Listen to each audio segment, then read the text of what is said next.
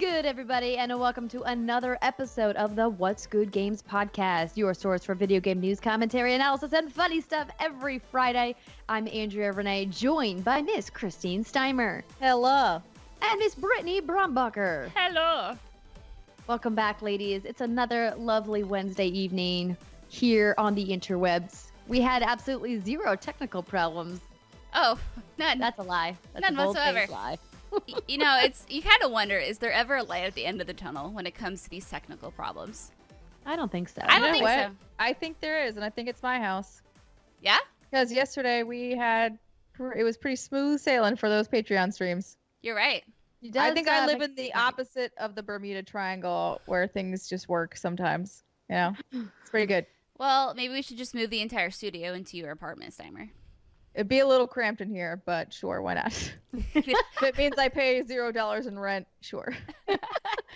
Well, unfortunately, the IRS wouldn't let you pay $0, but you would get to deduct something on your taxes. But we did move the couch yesterday for the streams. Speaking of the streams, if you are part of our fantastic community at patreon.com/whatsgoodgames, we had our happy hour Q&A and after hour stream for the month of September. If you missed our live viewings, don't worry, you can catch the archives over on our channel page at patreon.com/whatsgoodgames. As I mentioned, we got a nice rousing start to Man of Medan, the Dark Pictures anthology, where we are on a boat. I'm on a boat. That's right. We're on a boat. Yeah. That was a popular song one summer, right? I'm not like. Yeah, I know okay. it is. Okay. True. I'm still cool. You are very so hip. cool. Thanks. I'm hip. So please go and check those out. You can join our Patreon membership for as little as $2 a month. You get exclusive vlogs, streams, and all kinds of cool stuff on our channel page. And we've got a couple of announcements. We are participating in Extra Life next month. As you guys know, October is a big month for fundraising for sick kids in hospitals that like to play video games to make them feel better. And What's Good Games has never formally been part of Extra Life before, but this year we're teaming up with our friends that are part of the Kind of Funny team for Extra Life to throw an event in my hometown of Fargo, North Dakota. I'm so excited. I know. I'm so pumped. It's going to be great. We're not giving out too many details yet, but you guys know that I've been teasing a WGG meetup in my hometown for a couple of months now, and we finally have the weekend. So it looks like the official meetup will be Friday, October 25th, with the Extra Life event, which will be open to the public, on Saturday, October 26th. So we'll have lots more details to share, including some special guests that are going to be joining us at the event. We hope that we will see you there. We know that lots of you that live in that area of the country don't really get the opportunity to have time to come out and see us on the coast. So hopefully you'll mark it in your calendars and be able to come on down for one or both of those days that weekend. And of course, because it's the end of October, it's going to be Halloween themed. Duh. I am so excited. What's like the number one thing you're going to, like the thing you're most excited to show me in Fargo? Are we going to go cruising downtown? Well, we can't go cruising anymore. They made a cruising law. I don't have to know we're cruising. It's fine. But I'm excited to show you a couple of my favorite bars that I like to hang out in, which have super cheap drinks. A lot of places have ladies' night, which is great. And, you know, a couple of my favorite restaurants and just really like get you to meet some of my family. It's going to be fun. I got to practice my accent. Yes, you do. No, don't. But don't do it in front of them or they'll kill you. I know. I mean, I have more social intelligence than that. It's kind of like when we went to London. Everyone's like, please don't use your accent when you're actually in London. It's like, I'm not. Don't worry. I'll just use it on a podcast where I'm safe from the glares. Also, to be clear, I will not be joining them in Fargo, just in case. I'm very He's sad got about. business to attend to. Yes, I am on a business thing, but I'm sure you ladies will have a wonderful time. She'll be there in spirit. Yes. And maybe at some point during the stream, if the time zones aren't terrible, we can like FaceTime you or something. Oh, I will be flying for like 14 hours, so I don't think so. But I guess that. Never mind. Yeah. We will make a cardboard cutout of There we Simon go. Britt Yes, at the that event. sounds great. Yeah. Cardboard cutout for the win. I'm going to love it. It's going to be great. But yeah, you will be missed, Steimer, but we're excited about the event. We've been It's been in the works for quite some time. So mark your calendars. And Brittany, did you have anything else that you would like to add under housekeeping? I would. I want to give a huge shout out and thank you to everyone who has been leaving us those lovely 5-star reviews on iTunes. They have been coming in droves, and they are awesome and very sweet and kind. So thank you so much. Because you see, every now and again, ladies and gentlemen, we get reviews like this one from Perriot the Clown. At least he's self-aware. He or she is self-aware. They know they're a clown. There you go. The title is Knowledgeable, but push the feminist agenda a bit hard for me. And here's the review. If you're a girl that's all about other girls and love playing girl characters and look down upon masculine characters and also like video games, then this is the show for you. I mean, I also enjoy masculine characters. I mean, what do you think we like to look at all day? Come on, man. Yeah. You clearly missed the husbandos memo, huh? Clearly. Seriously. And our whole KFC portion of the show. And that game is out now. But no, I had to reread this a few times. If you're a girl that's all about other girls and love playing girl characters and look down upon masculine characters and also like video games, then this is the show for you. I mean, it's a long, weird stretch of a sentence, but Yeah. it came out of someone's brain. It did. And to their fingers, and they typed it into Apple. So if you haven't, left us that lovely 5-star review, please help us offset people like Perriot the Clown. Yeah.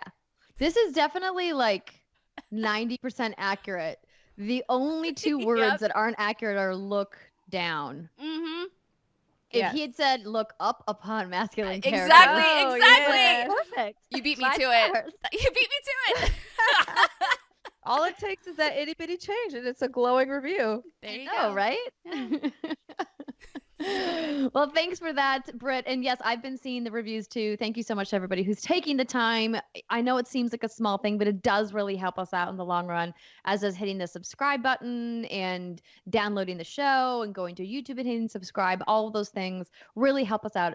So if you are like, hey, I don't have it in my funds to contribute to the Patreon or to, buy any of the ad content that we promote on the show, a little thing you can do that just takes a little bit of your time is leaving us a review. So thanks to all the folks who have.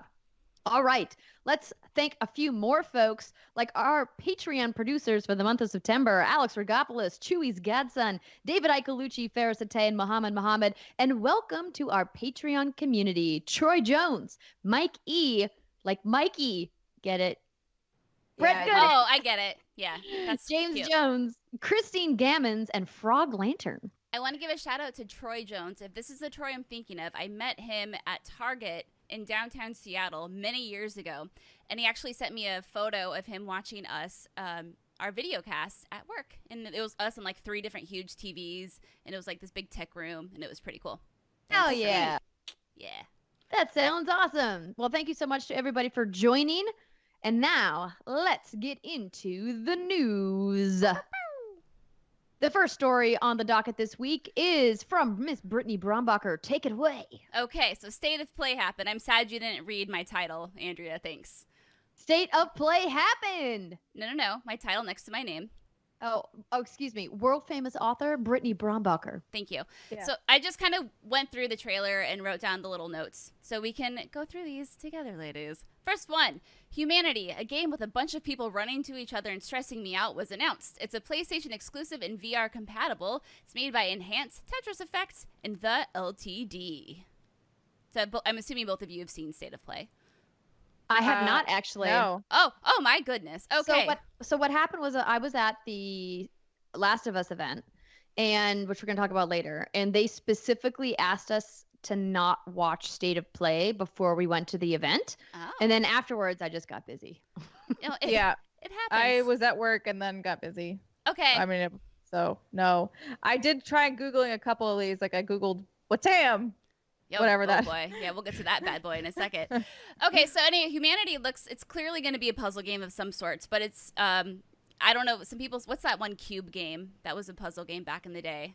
Oh, I don't remember the name of it. But some people said it could be a Lemmings type of game. All you have are these little, faceless humans that there's tons of them, and all they're doing is, running into each other and, fighting each other, and it reminds me of being on a show floor, and it really was stressful. So I don't know if I'll play this, but anyway, if that's your kind of thing, if you like pretending that you're a human with a whole bunch of other humans. Weird. Are you looking at it? Are you supposed to be?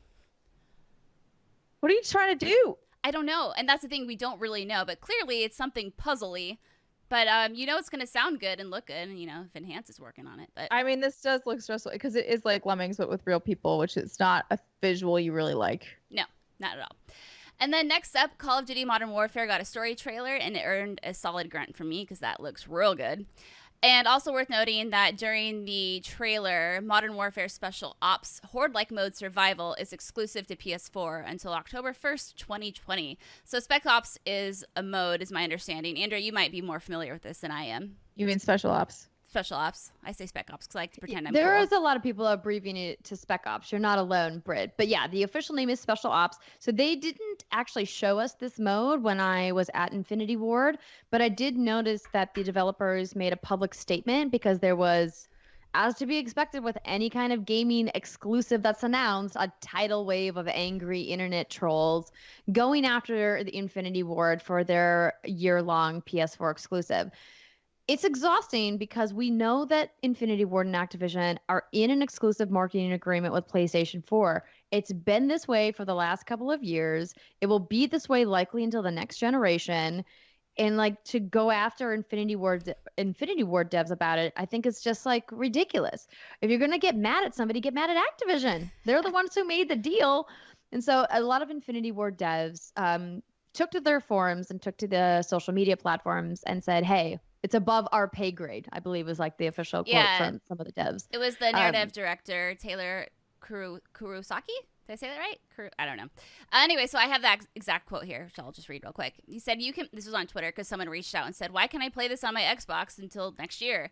And he said, you can play Spec Ops. Haha, see, he called it Spec Ops. And every new bit of content we drop day one. The only timed exclusivity is Survival, which is a sliver of Spec Ops. We do our best every day to give our players the best experience possible. There are decisions that are above all of our pay grades that have to be considered. I understand your feelings, but this is much better than others I have seen. And then later there was a tweet where I think it was him that said Survival only makes up 1% of the game, but that was deleted probably because like PR was like, no, don't say that. Yeah, because then the nerds will go and figure out if it is exactly 1%. It's actually 6.2. Don't do that. Don't give them a number. It's actually 6.2%. But yeah, so I think the thing that's interesting is that it's a long ass exclusivity, right? Compared to I think what we're used to seeing. But the fact is that Spec Ops is still playable. It's just this one horde-like mode that you cannot play on other consoles until October of next year, when the next game will be out, maybe. Yep. Probably. Give Call of Duty is any indication, yes. Yeah. There will be another. And another. And another. And another. And like you said, Andrea, this is just the way it's been. And even before this, it was with the Xbox 360 when they were nailing all the exclusivity deals. It's just, right. It's, I mean, I understand, like, it's not ideal for everyone. Ideally, you'd like to think that everyone has 100% of the content all the time. But, it's kind of the way of the industry these days. The way the cookie crumbles sometimes. Exactly. And I'm not saying you can't be frustrated, but it comes back again to something I've said on the show before. Figure out a healthier way to process your frustration and anger instead of just lashing out at people who clearly had nothing to do with the decision. And does Activision need to be making these decisions? Absolutely not. They have plenty of money. They don't need to be making these exclusive deals anymore. Like Call of Duty isn't exactly a struggling, fledgling franchise. Yeah. Right? So like they don't need to be making these exclusive marketing deals, but they still do. So if you're going to be mad, process your anger and then address it in a constructive way to the people who actually have control over it. Don't lash out on poor devs on the internet that have nothing to do with it. Anyway, rant over. You did good. All right, next game, Wattam, the next what the fuck game from the creator of Katamari Damacy and Nobi Boy. I've never played. Has a release window now of December 2019. Now this is big because this game was originally revealed at PlayStation Experience in 2014. So people have been waiting. It's been that long? Yeah, people have been waiting a hot minute. So I played this game at Judges Week 2015. So June 2015 is when I played this game. And that's when it was still underneath the PlayStation Worldwide Studios banner. And then PlayStation was like, this is taking too long to make. And they're like, we're done with you. And then that's when they were kind of adrift for a little bit. And then Annapurna Interactive came in and picked it up and is going to be the publishing partner for it. So when I saw Wattam. That's how I said it, and that's how I said it with Robin Haneke from Phenomena. And I'm not sure if that's actually correct or not, but it looks almost exactly back then as it does in the trailer that I just saw. But it looks weird and wacky and silly, just like Katamari is, and I'm excited to play it. I just don't understand why it took 5 years to make. Yeah, I don't understand this game. Games can be hard. So like it opens up and it's this sad cube man and he's like crying. He's like, "Why am I alone?" And then a rock shows up and the rock like has a face, and then But not the rock like Dwayne Not like Johnson, Dwayne- like no, a rock. Like No. a literal piece of like a little carbon. rock. Like yeah. You fucking nerd, I love you. And then this rock appears, and then the cube man is like, "Oh, this is so cool," and he like tips his hat, and then a dice rolls out of his hat, and then it blows them both up, and they're, I guess, both very excited about this. I don't know what this game's about at all. I watched the trailer a few times, and I don't understand it. But hey, You won't. Don't okay. try. So okay, just don't even. Just don't let even it try. wash over you. Exactly. And then Arise, a simple story. It's developed by Piccolo and published by Techland, was announced. And this is a game about, because I was reading a little bit about the press release. It's a game of like love and loss and experiencing, because the game, okay, so the trailer starts and you're a knight on your little pyre. And then you're in what I guess you would assume to be your afterlife. And this game is about re-experiencing happy memories and sad memories. And it sounds like a lot of these moments in this game has been pulled from the developers themselves, from Piccolo Studio, which is like the best name ever because it reminds me of the Green Namek from Dragon Ball Z. Anyway, and yeah, it's just about experiencing love and loss. And it sounds like there's a mechanic in this game where you rewind time, and you can use that depending on what kind of situation you're in. So it's probably going to be an emotional game, kind of like maybe Sea of Solitude. I don't know. Oh. Maybe. Medieval got a surprise demo. It's available until 10/6, and if you play it, you get an in-game cosmetic item. Do any of you care about this game? No. Not really, no. Yeah, not really. LA Noire, the VR case files, is out now on PSVR. This was a PC exclusive until I remember late this. 2017. Yeah. And it's really funny because if you can watch some silly videos on YouTube of people playing this, because you can fuck with all the physics and you can like poke people and like smack people on the butt and punch people. It's fun. Anyway. Yes, a good butt smacking. It's the little things in life that entertain me. Civ 6 is coming to PS4 and is bundled with the Rise and Fall and Gathering Storm expansions on November 22nd. And it's also coming to Xbox One with the same expansions. The Nintendo Switch port came out last year, and it's also getting the expansion on November 22nd. There's a 1 terabyte Death Stranding PS4 Pro, and for a hot minute I thought there was a baby in the controller, because the controller is like the color of that water fluid thing that the baby's like thriving in. And for like a split second, when they're like, this is the console, this is the controller, they like Photoshop the baby into the left handle of the controller on the bottom, and it looks like the baby's like pounding trying to get out. And I missed that the first time I saw this trailer. And then late last night, I was scrolling through Twitter, and someone had just taken that picture and posted it in Twitter. Like, that was going to be the actual controller. And I was like, that's very disturbing. But honestly, it probably would have been, I actually think it'd be funny if they did it like a king cake baby, and they just shoved it in there somewhere. That would be really amazing. Wouldn't it be funny? it's a king cake baby. But then you'd so like it's from a Fat Tuesday thing for Ash Week, right? Is that what it's called? Sure. I'm not I'm like, also not. Catholic. I don't know. Yeah, I so don't know. basically, before Easter, like a week or two before Easter, I'm getting these wrong. There's like, no, it's before Lent. Excuse me. So the idea, Brittany, is that like you like feast on Fat Tuesday, like you get all of your things in that you want to splurge on, because then when Lent comes, you're supposed to give up something in honor of some religious doctrine that I'm not familiar with anymore. I took a test on this once upon a time. Now I just need to look it up, because I'm sure somebody out there was listening to me being like, Andrea, you're totally murdering this. What are you doing? I mean, all I know is that there's like a bundt cake kind of a thing. No, it's not a bundt, but it's like a circle, and like an actual cake. Yeah. You bake a little baby into it, and then whoever gets the baby piece, I forget what happens to them. Is it good? It's good, right? I just looked it up. So it says the king cake is a sweet roll that's equal parts delicious and festive. As the name implies, the origin of this colorful, oval-shaped dessert is rooted in royalty and rich tradition. With Fat Tuesday around the corner, it's about carnival season. So what is the cake? It's Okay, cool. I don't need to know about the actual like pastry part of the cake. Give me vivid details, girl. Vivid details. But wait, there's a baby inside? There's two theories. Some believe that the plastic baby is a symbolism of the baby Jesus because of the religious connection to King's Day. Others, however, believe the popular New Orleans lore, which suggests that an elaborate cake was served with a bean or ring placed inside during the commemoration of the king's ball in colonial Louisiana. Whoever found the bean or trinket in his or her slice of cake would be crowned the king or queen of the ball, leading up to the lavish finale at Mardi Gras. Rather than a bean or an expensive ring, the plastic effigy is mostly used today as an emblem of good luck.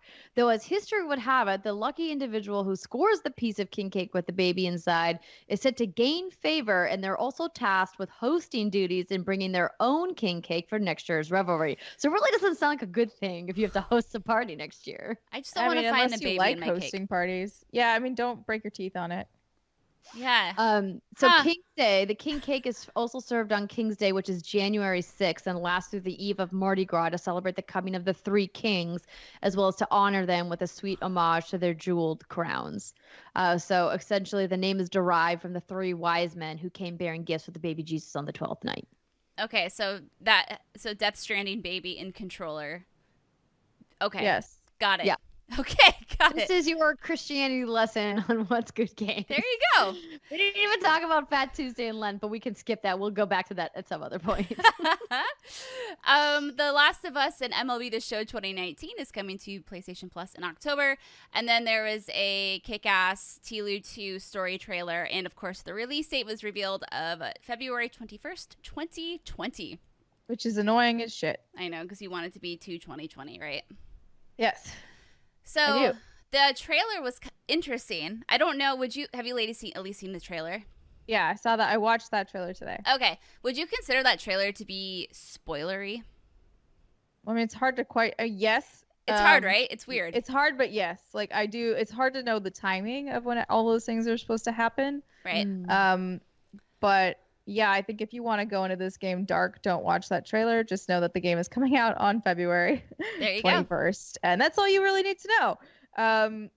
But yeah, when I was watching, it was kind of interesting because as I was thinking about it, and I'm curious to hear your thoughts after having hands-on with it, Andrea, I definitely have the feeling that this game will continue in its predecessor's footsteps in that this will not be a quote-unquote fun game to play. This will be like an impactful game to play. Yep. And will Stressful. have probably a lot of weight to it, but I don't know that it will be quote-unquote fun.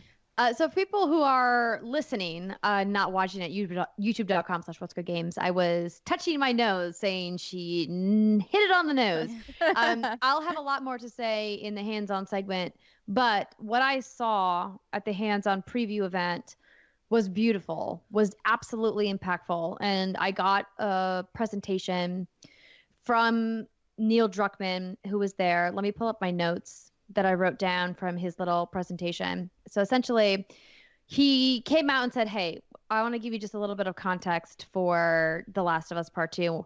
And he started by talking about the first game and how it sold over 17 million units and clearly has a massive fan base. But none of that mattered for them. They set out to make the biggest game that Naughty Dog has ever created.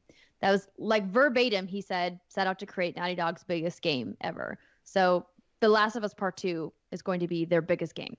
And they wanted to hit specific themes like the unconditional love a parent feels for their child was something that they touched on in the first game.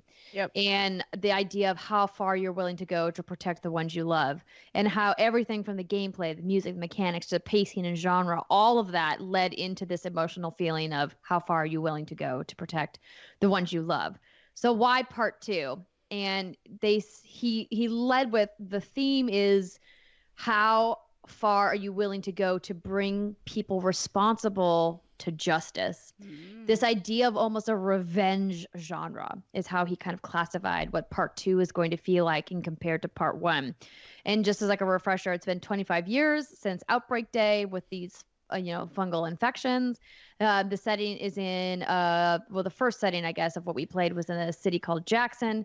And then they kind of talked a little bit about like what this means for the game and gameplay, and these really weighted feelings of emotion and trying to like ground the gameplay in this really like visceral place. And so I think that's nothing new for anybody who actually played The Last of Us. Like that game's heavy. And I think there's no one that would argue that it was one of the most cinematic and emotional pieces of interactive storytelling that has ever been created in the world of video games. It was phenomenal. When it comes to gameplay, however, I think there's still a lot that's left to be desired. And I'll go into both of those things, good and bad, in the next segment. Woo! And that wraps it up, ladies and gentlemen, for that little state of play recap. All right. Well, we do definitely still have quite a few stories to get through, so I'll try to get through them as quickly as possible. But let's start with Xbox One game streaming service Project xCloud goes public in October. This comes from Mike McWhorter over at Polygon. Microsoft's Xbox One game streaming service Project xCloud will get a public preview test in October, letting select testers play games like Gears 5 and Halo 5 Guardians on phones and tablets. The public preview of Project xCloud will initially be limited to players in the United States, United Kingdom, and Korea. Halo 5 Guardians, Gears 5, Killer Instinct, and Sea of Thieves will be playable as part of the preview, and Microsoft says it will add more titles over time. Testers won't need to own the Xbox One games available during the preview in order to play them. Players interested can head on over to the Project xCloud site and register for the closed beta. I'm going to skip what devices it's available on, because if you're interested, you can go check that out. But Kareem Chowdhury, the corporate vice president for Project xCloud, said in a statement, "Public preview is a critical phase in our multi-year ambition to deliver game streaming globally at the scale and quality of the experience the gaming community deserves and expects. It's time to put Project xCloud to the test in a broader capacity, with a range of gamers, devices, network environments, and real-world use case scenarios. And this is where you come in. At Xbox, we've made it a priority to engage with all of you to help in the creation process. We now want you to play with us and share your feedback on Project xCloud so we can iterate and improve week after week. Join us, have fun playing, share your stories and feedback, and be part of the journey." Very nice. Go sign up if you're interested. I'm curious to see how it'll go. I think it's great that they're doing this. I know that Stadia did a test a while back, but they haven't done another broader test leading up to launch.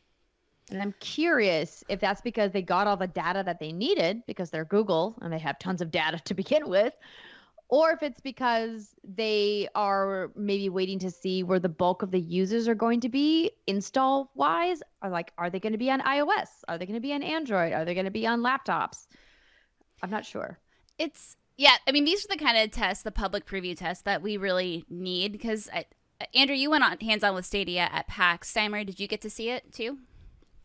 I didn't play it there. I played it when it was not called Stadia.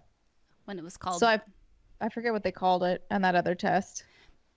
Sorry, I'm looking at Andrea because she's sipping her wine, and the wine glass, because of the camera angle, the wine glass literally looked the size of her head, and I was like flabbergasted. I mean, it's a large glass. It's technically a Pinot Noir glass, but I'm drinking Barbera in it tonight. But Barbera. It's delicious, but it is a large glass because the big bulb is for a good bouquet. Ooh, that sounds real dirty. I like it. But so when I got to play Stadia, at PAX West, it was a very, very controlled environment. And of course, the reps, who are very, very nice, kind people, said it's because there's too much interference, there's too much other stuff going on. We want you to be able to see it in the best way possible. I'm paraphrasing, but I mean, that's how everybody wants. Exactly, and that's you see in any event. And that's the thing, is that didn't sell me on it. Granted, I got to see, like, okay, this is how it would work in theory. You push this, you push that, you do that, you see it here. But it didn't sell me on it because obviously that's not a real world, like, environment, right? So this is, like you said, Steimer, basically I'm summarizing what you said, is I'm really interested to see how this actually plays out and how it really looks. It's nice to be able to see that. I'm not hesitant, Skeptic Sally right now. Skeptic Sally. I'm into it. Yeah, thanks. That's now, for the world's most important news story. Dun dun dun. Take it away, Steimer. New Batman game from Arkham Origins developer teased. Should I do this in Yes, do it in Batman voice. Yes. That's too. It'll hurt my voice. Can you delete the first paragraph? or sentence? I'm trying to remember how it even works. I'll do my Batman impression while you remember. Okay. Everyone may be busy playing the That's it. 6 Batman. Oh my god, that's pretty good. Just released on the Epic Game Store. Now you sound menacing. Oh my God. Stop it. Oh my Nightmares. god. Oh my god. Amazing. Go, Steimer, go. Yeah, okay. Or possibly exploring Gotham City and Fortnite. Oh wait, you want me? Oh, sorry, I fucked it up. No, I can't. I'm sorry.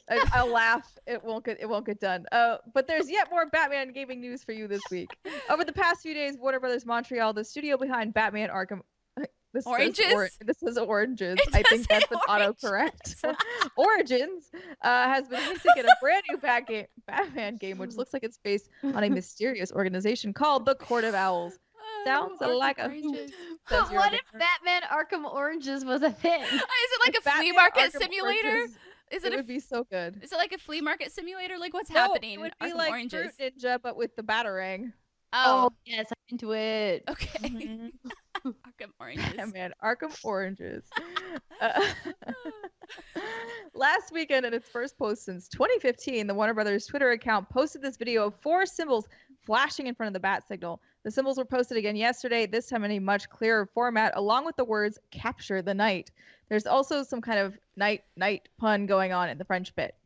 It's all rather mysterious, but a couple of clues point toward this being a title focused on a sinister organization called the Court of Owls. We already said this. Thanks, Eurogamer. Last year, a Warner Brothers Montreal producer tweeted a photo of a t-shirt with an owl-like logo, while Batman writer Scott Snyder recently wrote in a now-deleted tweet, "Wait for it, .. Hashtag, beware the Court of Owls." So in Eurogamer's story, if you guys want to see the full write-up, Eurogamer.net, they talk about who the Court of Owls is and their history in DC Comics and where they first appeared in the Batman storyline. So I didn't want to go into that because it was like a little too deep cuts into the lore of what's happening here. But what do you think, Steimer? Are you excited? I'm always down for more Batman games. I really like them. And then it means I can do stupid voices, but not really. Not today. Not today. I was okay. You'll make up for it another time. I know you will. I will. Thanks. Yeah, and everyone thought that something would have been announced during Sony's State of Play yesterday, which was the 24th, and it didn't happen in the hype machine, man. A lot of people were very, very let down, and you could hear their hearts breaking around the world. That was very dramatic. I mean, Comic-Con, New York Comic-Con is a week away. It would make sense to me that they would announce it at New York Comic-Con if they were going to announce it at all ahead of the Game Awards. The Game Awards seems to be like the best place to announce it, but New York Comic-Con is like the second best place. State of Play, PlayStation? I don't think PlayStation has proved that State of Play is a worthy vehicle for these kinds of major announcements. I think that's totally fair. Mm-hmm. Yeah, that's totally fair. I do love that Scott Snyder deleted this tweet, though. Because that's not how the internet works. You can't just delete a tweet. Do you think the internet will remember that? Yeah, because I think it was tweeted and then it was almost immediately deleted. And so there must be, obviously people that watch that shit 24/7. But like, my God. It's notifications. You know how I know this? Today, I tweeted the Destiny 2 Shadowkeep launch trailer. Mm-hmm. And I wrote, "My hype can be contained. Can't wait for Shadow." Hashtag, like Destiny 2. And I was like, wait, no. Wrong. My hype cannot be contained. Delete. And I deleted it instantly and then retweeted it with how my hype cannot be contained. The link and the hashtags and everything. And then I wrote another tweet. It was like, kudos and bonus points to the people who saw my tweet in the 0.5 seconds before I deleted it with the typo. But that's what happens. So if you turn notifications on for certain people's tweets, like you'll get that ping notification, and then the notification contains the original tweet. You're kind of okay. But I like the idea of you doing like a social thing where you're like, "My hype can be contained," and you have like a glass jar and you just like close it. And then inside is a piece of paper that says hype. Okay, I kind of want to make this thing now. I feel like if there's ever a game that you're not super jazzed about, that's what, like, just make it a GIF and we'll tweet it alongside every game that you're like, this become a GIF. Okay, so I'll make a photo and then I'll turn the live photo into a GIF. I have a mason jar in the house. I'll just write hype on a piece of paper. I'll make this happen. Amazing. I love it. Perfect. Oh my god, so good. Speaking of hype going into a jar and closing, who wants to read the next story? What? I don't get it. Oh my gosh. Okay, I got For me, it. this is not very exciting, is what I'm saying. Oh. Okay. Yeah, I get the transition. So Ryan McCaffrey over at IGN did a preview and some impressions of Medal of Honor Above and Beyond as it was announced. Medal of Honor is back in a way you probably didn't expect. Respawn Entertainment, the makers of Apex Legends, Titanfall, and the upcoming Star Wars Jedi Fallen Order, is turning its attention to one of the new-ish parent company EA's veteran but dormant properties. So I'm going to stop for a second and remind you that this was a really big deal when Respawn made a public announcement that they were working on a first-person shooter for VR. And everybody was very excited because it's Respawn and the bar is set pretty high for them with Titanfall and what they've done for that franchise. And nobody knew what it was, but they were saying it was going to be a AAA caliber experience. And now we know it's Medal of Honor. All right, back to Ryan. Medal of Honor, I lost my spot in the story. Oh. Medal of Honor Above and Beyond is a World War II first-person shooter as you'd expect. But what you probably wouldn't have imagined is that it's a VR game that's exclusive to Oculus Rift. In fact, it's published by Oculus Studios. Its release date for now is the very vague 2020. The new Medal of Honor takes place over 3 acts made up of many missions each, and the Respawn team says the campaign lasts 10 to 12 hours, a lot by VR standards. I played a training level and a couple of missions. In the former, you're taught the basics, albeit in VR, and some weapons can be held with 2 hands, upping their accuracy. It's pretty neat that you can pull the pin out of a grenade with your teeth by raising the held grenade to your mouth. The missions are inspired by World War II events, but they're not a direct recreation of them. Game director Peter Hirschman, who in a heck of a full circle career move worked on the original Medal of Honor back in the late 90s, emphasized that Medal of Honor Above and Beyond is meant to be a fun video game first rather than a simulation or direct historical recreation. So Ryan goes into a lot of details about his hands-on time. And so if you guys would like to hear more about what he played, again, I want to refer you to his original article at IGN.com. Give them the click because we didn't play it. And I think it's really interesting that they're bringing Medal of Honor back. I think it's great that they're using an existing IP. And World War II is clearly a very popular genre within the first-person shooter kind of umbrella of shooter games. Do I want this in VR? For me, Andrea Renee? No. But I think there's a lot of people out there that love this franchise that are going to be excited about it. What do you ladies think? Yeah, I mean, I would like to see... I played all the old PlayStation Medal of Honor games back in the day, in the 90s. They were fun. Loved playing those with my dad. I would like to see... Because what was the last one that came out? Was it 2010 or 2012 or something? I remember they rehashed... Yeah, they rehashed it, like brought it back. But especially with Respawn's track record, I would love to see them bring this to a non-VR platform just because, like, you know, that's just my preferred way of playing games. But like you said, I think it's cool that, you know, it does take developers, you know, with the reputation of Respawn to be like, hey, we're going to do this thing. We're going to make a AAA shooter 10 to 12 hour campaign for VR to help legitimize VR as a platform. So it's a good thing. And plus there's enough shooters to last me a lifetime. I don't need... True. Yeah.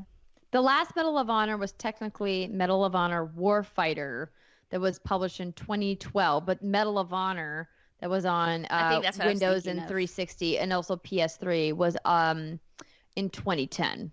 Okay. Yeah, it was a good time. I'm looking at some of the gameplay footage right now. Yeah, I mean, for me, the fact that it's VR is a no. And honestly, I'm curious to see how many people get through the 10 to 12 hours. Obviously, you're going to need to break that up. There's no way you could sit down and blast through this game in VR. Yeah, I'm looking at the gameplay footage, and it's kind of jarring because obviously it's VR, right? So the graphics, they're not going to be like what we've come to expect on current-gen consoles. So it's kind of like, whoa, what's that? And they're like, okay, yeah, this is all in VR. And because it is in VR, like, that looks good because it's VR. Yeah, the standards are different. The standards are different, exactly. I definitely want to give this a shot. I want to, no pun intended, I want to try it because I think, you know, especially with the next story that we're going to talk about, I've always been into VR. It's just not ideal at the moment. So with that do you want to take the next story? Yes, I would love to. You'll be able to use Oculus Quest as a PC VR headset to play Rift games from November. Eurogamer, aka Arkham Oranges. Facebook has unveiled the Oculus Link, a new cable software combo enabling Oculus Quest owners to play the full library of Rift games via their PC. It's a surprising but certainly welcome development, meaning that when Link launches in November, those with an Oculus Quest will essentially get the best of both VR worlds. Not only will their headset continue to support self-contained, tether-free play, it can also be hooked directly up to a PC via USB-C cable to take full advantage of the extensive Rift library and the presentational boost that a high-end PC's additional grunt affords. All that's required is the Oculus Link software, a suitable cable. Facebook says it will release its own optical fiber cable later this year, and a gaming PC that supports USB-C. According to Eurogamer's Ian Higton, who's in attendance at today's Oculus Connect event, Facebook's offering is more specifically a USB-C to USB-C cable, 6 meters in length, that will cost 80 USD, around 65 euros, at launch. Quote, you can use your own cable if you want, says Ian, but the weight may not be there and lower-end USB to USB-A cables may not be compatible. USB-C to USB-A. Ian's also had a chance to go hands-on with the Oculus Link and reports, quote, there's hardly any noticeable latency and visually everything was much, much sharper than games normally look on the Quest. I played Stormland and it looked fantastic. That's not the end of it for Quest users either. Facebook also announced during today's Oculus Connect keynote that it would be bringing controller-free finger and hand tracking to the device sometime next year. Rather than relying on external sensors, this uses the Quest's built-in monochrome cameras and, as Facebook puts it, quote, approximates the shape of your hand and creates a set of 3D points to accurately represent your hand and finger movement in VR. And while it won't be appropriate for all scenarios, it certainly looks impressive in the accompanying video and promises to add extra layer of immersion to the virtual reality experience by stripping away the need for handheld hardware. At present, Facebook hasn't revealed whether the new finger and hand tracking system will also be coming to its current high-end PC headset, the Oculus Rift S. And indeed, given that both it and the Quest retail for the same $399, today's announcement raised questions about the future of the machine.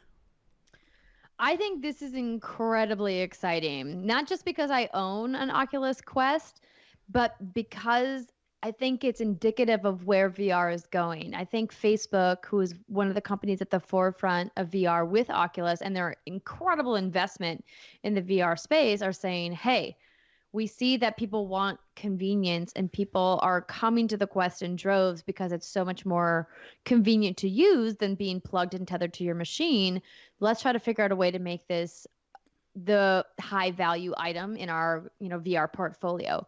I think this is really cool, exciting news. Yeah, I didn't even know this is something that would be possible because I don't follow this techie because whatever. Anyway, point being, as soon as I saw this, I was like, I want a Quest, because I like the convenience of being able to roam around and playing smaller little titles or whatnot. But I also like the hardcore horror games where I shit my pants.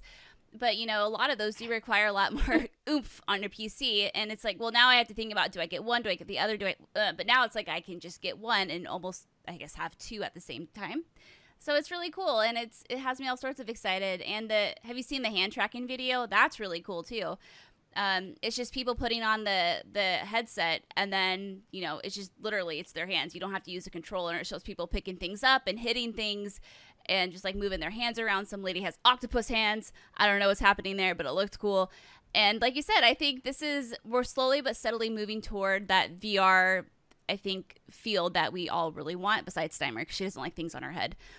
Yes. But this is exciting. The last two stories, not doing it for me. Not blowing my skirt up. No, and I get it. I also don't like wearing the VR headset for long periods of time because I have a pretty small face and head, and so I have to really clamp the adjustable straps down pretty tightly in order to get it from sliding up and down where the vision gets blurry. But that said, I really appreciate the tech and the really cool future that it represents. Even if it's not oh my God, I'm going to wear this thing all the time. Yeah, it's true. But when you come down in October, Brittany, you can try my Quest. Okay. It'll be fun. It'll be real good. So I put a tiny little section here of some other news that launched this week, just to quickly run down it. Google mentioned that they're launching Play Pass, a game and app subscription service for Android this week. That is obviously in direct competition with Apple Arcade. Mario Kart's mobile subscriptions have launched, and people are upset that they are $5 a month. Woof. That is outrageous for a mobile game. Yeah.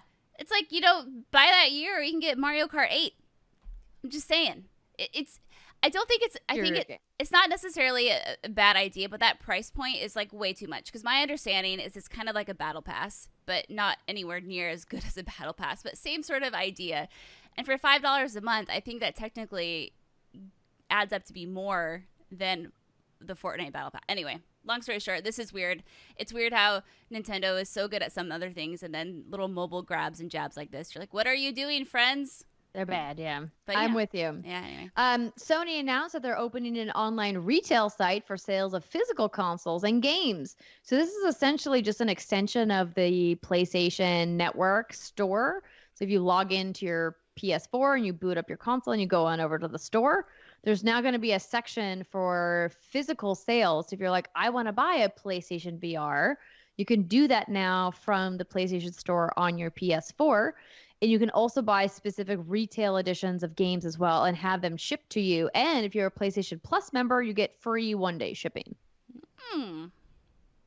Nice. I think that this is just a natural extension. We talked about a story earlier this year about how they were no longer going to sell codes through external retailers, that they were only going to sell codes, digital codes in-house. And I think this is just them trying to bring all of their money underneath their own umbrella so that they can control those streams of revenue, which you know, I don't blame them for. Makes sense. And another story and a big congratulations. And by the way, when I was thinking about this story, I was like, I still have my diamond loot box edition that I need to unbox. And I charged up my Claptrap robot. Do you guys remember the Claptrap robots you can control with the app? So I have one, and I was like, I want my little robot to help me do the unboxing. Speaking of Claptrap, Borderlands 3 has sold 5 million copies in its first 5 days. This is from the 2K press release. This puts the sales of the game 50% up compared to Borderlands 2 within the same amount of time. And interestingly enough, 2K noted that the digital share for the game was incredibly strong, over 70%. That's 70% of players purchased the game digitally. Sales of the PC version, which of course is an Epic Game Store exclusive, are incredibly strong, is the quote that they said, and, quote, exceeded the label's expectations. So clearly that Epic Game Store exclusivity did not hurt 2K or Gearbox at all. Nope. I hope all of you sad, butthurt, seeing fanboys who bitched about it online. Oh, God. We're swallowing that chunk of salt. I'm going to have fun in the comment section on Friday. No. Oh, boy. Oh, boy. I will go in there and delete and ban all those bitches. You know how I feel about it. You're allowed to like Steam over Epic Game Store. You're allowed to have criticism of Epic Games as a company in the Epic Game Store services. You're not allowed to be a dick about it. No, that's very true. Don't be a dick about a lot of things in life. It's just not worth it. Yeah, but it's interesting that 70% of players digitally, because I know with the Gears story I think we did last week, I don't remember what that percentage was, but it was obviously a very high digital number. And we're like, okay, maybe it's because it's part of Game Pass, but maybe it's just the way of the future, man. You know what? I do not miss physical games in my house at all. I love codes. It keeps my house nice and clean. I don't have to worry about it. Everything's just there. Yeah, you know, as someone as Steimer has called a hoarder, you know, a collector of video games. You are a neat hoarder. A neat hoarder. There we go. No, like I can't remember the last time I bought a physical copy of a game. It probably came in a collector's edition of sorts. But even with those, I'm getting pretty stingy on. But no, it's. But I'm sad about it. I'm reluctantly going into a digital future. I love my boxes and the box art and like smelling it when you take the plastic off and you open it up and you got the disc in there. It's got that like you're gonna make me relapse, girl. Smell. You're gonna make me relapse. See, the problem though is you keep having to switch all that shit and it's annoying. Yeah. I like being able to like just go to the dash and be like bloop. Okay, I pop into this thing. Nope, bloop. I go over to this thing.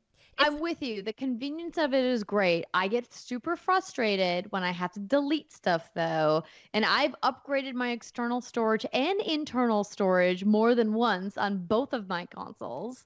But can't it's still frustrating. You just delete you don't delete all of it. You delete like the main file on it. And then if you want to go back and play it later, you just download it. Right, because just easily downloading 80 gigabyte files for a AAA game. I mean, first of all, if you are about ready to delete it, you're probably never going back. Let's just be real. Right. Like, there's a lot of things where you keep it there. Don't pull me out of my bullshit, Steimer. I was gonna say, like, even I, girl, like, I have no problem deleting games. Like, I'm never gonna go back to that. I'm never gonna go back. You just have to accept it sometimes. It's just like cleaning out your closet, right? You're like, okay, I bring these new pieces in. I gotta take some things out. Yep. Does the what are the things? 2 Definitive Edition spark joy in my life? Oh, exactly. Probably not. Let it go. Just let it go. Yep. Goodbye. All those big Assassin's Creed games that you probably won't play again. Just let them go, girl. I know, like Origins, I've been hanging on. And I'm like, I gotta delete it. I just go. I gotta go back to Odyssey, but Origins is not happening. I'm sorry, Bayek. It's over. You spent a lot of good time with Bayek. Cherish the memories. Don't be sad because it's over. Be happy it happened, or whatever that stupid saying is. Yeah, sort of. Yes. I'm with you. And on that note, let's take our first break of the evening. It has been a whopper of a news week, and we will be back in just a moment.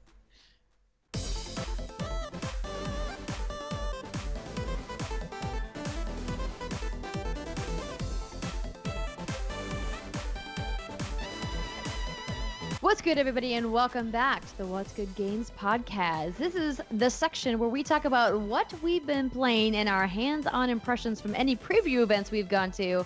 And this week, I'm going to be talking about a very anticipated game. But before we get to that, I want to tell you that this segment is brought to you by Calm. Take a moment, relax, and listen to the soothing sounds of water and birds chirping. Do you feel it? Do you feel relaxed? I feel like I have to pee. I know, me too. Yep. Well, don't pee, but go with me on a journey, a calming journey. Did you guys know that the World Health Organization has named the health epidemic of the 21st century as stress? We're feeling more uncertainty and anxiety than ever before. And that's why What's Good Games is partnering with Calm, the #1 rated app for meditation. When you meditate, your brain chemistry changes. Meditation has been shown to slow down the release of stress chemicals into your bloodstream like cortisol and adrenaline and give you some much needed relief. With Calm, you'll discover a whole library of simple, guided meditation on themes like anxiety, creativity, and focus. So even other resources, they have other resources to help you relax, like sleep stories, music, and more. So if you're stressed, take a deep breath and get calm. Now that I'm done talking in my soothing voice, I'm just going to leave this really lovely water sounds in the background. The reason I want to talk about Calm from my personal experience is because I have been on like a high anxiety vibration for the last 2 months, it feels like, between getting ready for the move and having PAX West and then doing the move and trying to get everything set up in the new house. The stress for me was at like an all-time high. And one of the things that really helped ground me was this idea of just taking a beat and going, I'm just going to do 5 minutes of meditation today. Even if it's just me doing breathing exercises, what's great about Calm is that they have daily meditations that are super easy to do and are around 5 to 10 minutes long. You just boot it up. You have a very lovely person, and the people who do the meditations rotates, and they guide you through. They're like, we're just going to sit here, and we're going to think about this, and we're going to breathe and do this. And I know sometimes meditation can seem really intimidating, like, I don't know. Am I doing like these weird breathing things? Do I have to make these weird sounds? Do I have to sit in this position? No. All it requires you is to be still for 5 minutes, 10 minutes, 20 minutes, however long you choose to meditate each day. You just got to be still and listen. You can listen through your headphones, or you can listen on a speaker, wherever is comfortable for you. And just allow your brain to just like power down just a little bit. And it feels like in this society, we're always having one more thing we're thinking about. And, oh, did I forget this thing? And, oh, I have to do this thing tomorrow. And, oh, like I'm anxious about this, this, and this. And so I would really highly recommend if you're like, oh, my God, I need some help. Calm is a great way to do that. And right now, for What's Good Games listeners, you guys can get 25% off a Calm premium subscription at calm.com/what's good. So that's CALM.com/what's good. Over 40 million people have downloaded Calm, and you can find out why if you visit the website calm.com/what's good. So even if you guys have already downloaded the app and you're using some of the free services and you're like, hey, I want to upgrade to get like the sleep stories or to get more meditations, that promo code is good for you guys on your premium subscription. And so I would highly recommend you check it out. I kind of didn't want to turn the water sound off, but it's really nice. Right? But I feel like I should because it'll make me sleepy. And I gotta pee. Don't pee on the show. We're doing hands-on impressions. All right. Let's get into it. So the preview event, which you guys may have seen, I tweeted about and put on the What's Good Games fan page, was for The Last of Us Part 2. Are you ladies okay with me leading with this? Oh, yeah. Sure? Yeah. Okay. Oh, yeah. So PlayStation invited me to come down, and this is where, of course, I want to make sure everybody knows that PlayStation provided me with access to the preview event. And I went down. I drove my own car over to the event. I was very excited. That's right. And I went into this event space, and it was super dark and very quiet and very serious. And Neil Druckmann gave a little presentation, which I talked about at the top of the show during the news when Brittany was talking about State of Play. So I won't go over all of that again. But I did want to mention something that I forgot, where Neil was talking about how the very first Telu game, The Last of Us, started out as a Jax and Daxter concept. But they pitched PlayStation on wanting to do something different. They're like, yeah, we've done this. We could do another one, and it probably would be really cool and great. But we want to try something really radically different for us as a studio. And thus, The Last of Us was born. And because of the overwhelming success of The Last of Us, they are now making The Last of Us Part 2. And they're taking all of those themes and kind of extrapolating on them and making them even more intense. So during the hands-on, I got to play 2 separate demos. It was about 2.5 hours of hands-on time, roughly. The first demo was called Patrol, and it was essentially a day in the life of being Ellie. So I played as Ellie. And the setting is Jackson. It's a refuge of civil society in a world of chaos where Ellie and Joel ended. So she was 15 in the first game, and now she is 19 in this game. And I guess this is maybe a good time for me to say that there will be obviously very mild story spoilers in this game. And when I say mild, I'm like, I only played 2 hours of a game that's going to be, pretty long. But if you're blind, you should probably skip ahead 15, 20 minutes. So in this demo, Ellie is 19. So she's got hobbies and friends, a job, quote, almost a normal life. But obviously, because of the infection, it's not a normal life. Her job in this society is to go on patrol. And so when they go on patrol, they go look around the perimeter of the city and look for small threats, which they eliminate. And then if they find a big threat, like a horde or something like that, then they have to hightail it back to town and then get reinforcements, and then they go and deal with it. So in this demo, she is with her, I don't know if they're officially calling her girlfriend, but a love interest. Yeah, exactly. The girl that we saw her kissing in the E3 demo when we were there in that weird barn thing. You guys remember? Oh yeah. That was a very sweaty. I saw half of that presentation. Exactly. So she's out on patrol with this girl whose name I somehow did not write down, who I don't remember. I also sounds like she dies anyway. It's fine. Yeah, and so they're on horseback. Damn, spoilers. No, it's in the trailer. I know. Oh, okay. Oh, okay. Well, listen, they exchanged some heavy kissing at the end of the demo. Ooh. But so they're on horseback, and then they get to this little town, and you can get off and explore. And Neil had mentioned that he had wanted to make a big emphasis about the exploration. So they gave us some gameplay notes where they said that they've created a dedicated jump button for exploration, meaning you're going to be able to jump up to places. That really awkward jump where you're like, trying to get to places. So you can now jump. Is it contextual, or is it you can jump at any time? Both. Okay. So I can do this stupid MMO thing that I always do where I'm literally just jumping everywhere. In place. Amazing. Correct. There's also a dedicated crouch and prone for stealth. So now Ellie can go completely prone and hide in tall grass, even though they said you're never truly completely hidden. It's not like Assassin's Creed where like you have like a cone around you where like you're hidden. If an enemy or an NPC comes close enough to you, they're going to be able to see you prone in grass. And they also said that there is analog stealth is what they're calling it. The more hidden you are, the better the mechanics work, but you can never be fully hidden. So they're calling it an analog stealth system. The listen mode is back. So, Joel had listen mode. Ellie has listen mode where you're kind of like, you hit the R1 button and you go into this kind of like black and white where you can kind of see like the heat signatures of the enemies around you. And that it's okay to run away. If you're overwhelmed, maybe the best plan is to just run, reestablish stealth, and then sneak your way back in. And then, of course, crafting has been expanded in this game, that there's going to be new supply items to look for and that you can upgrade certain items at workbenches.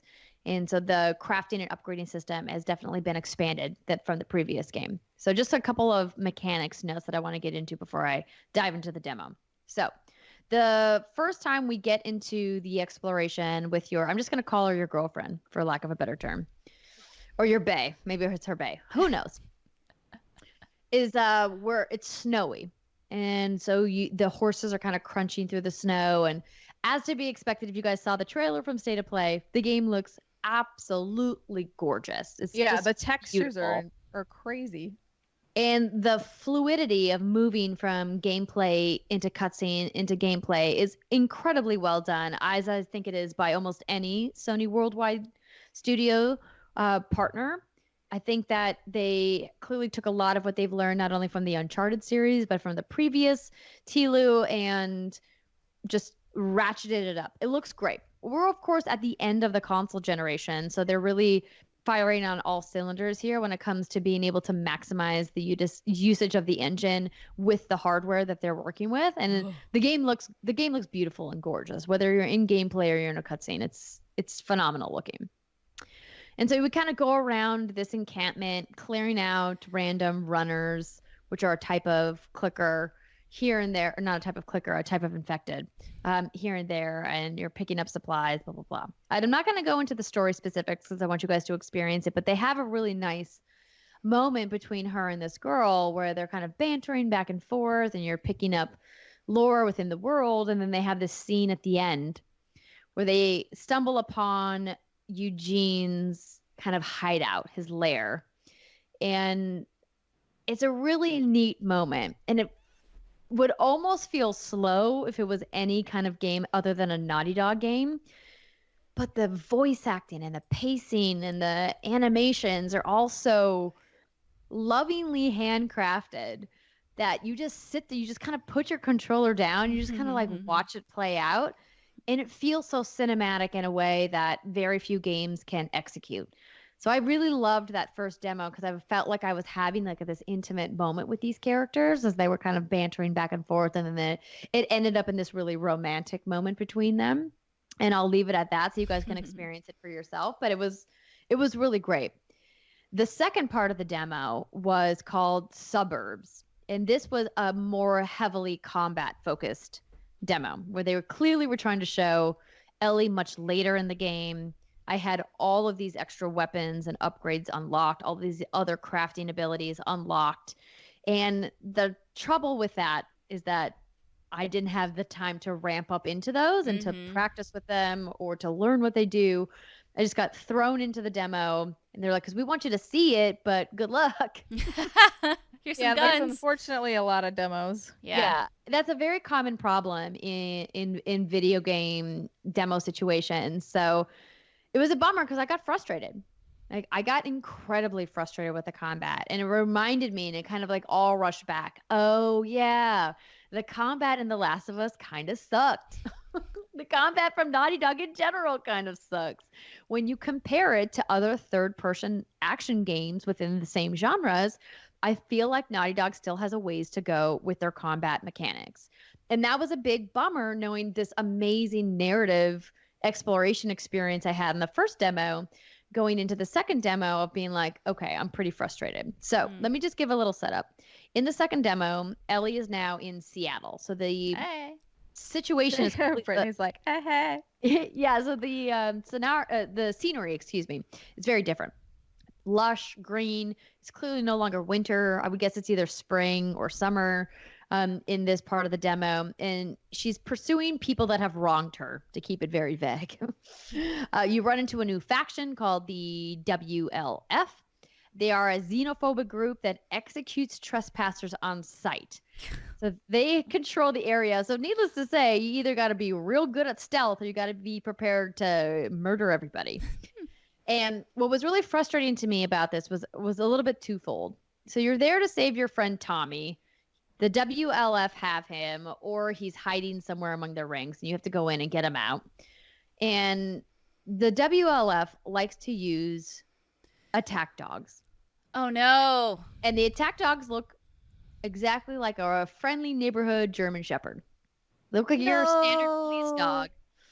And let me tell you, I murdered about 7 of those dogs. Because if you cannot maintain stealth, then the dogs will come at you and like rip you to pieces unless you murder them. There's no way to really disengage. You can't until dawn these dogs. So you can there is a way to do it non-lethal. So in this section, the dogs will pick up your scent trail, which makes the stealth even that much more difficult. It's not just line of sight. You have a scent trail. So oh my God, I really hope they have an easy mode on this fucking game. Girl, I really do too. So they have a listen mode. And when you're in listen mode, you can see the trail where the dog is going to follow you. Oh, shit. And if the dog picks up your scent, you can use like a brick or a bottle to like throw a distraction, and it will make the dog lose your scent. And so you can move to another area. But the problem I kept running into was that some of these areas that I was in had so many people patrolling. It was really difficult for me to get far enough away without kind of triggering somebody else within the set piece to get the dog to not pick up my scent again. And so once the dog picks up your scent, like you can try to run, but running will then alert you to any other human that's in the area. So I just was like, fine, I guess I'm murdering all these dogs. Yeah. No, you do what you got to do. It's like dog is going to eat my face off or I shoot this dog in the face. And like that sucked. And it was funny because I was talking to one of the team members about it and how frustrated I was. I was like, I don't want to murder dogs. I don't want to murder dogs in a game. Like if they're like a zombie dog or some kind of monster dog, if they're like a skag or like rabid dog. Yeah. Right. It doesn't feel like a real dog. These feel like real dogs that you're murdering. And I hate that.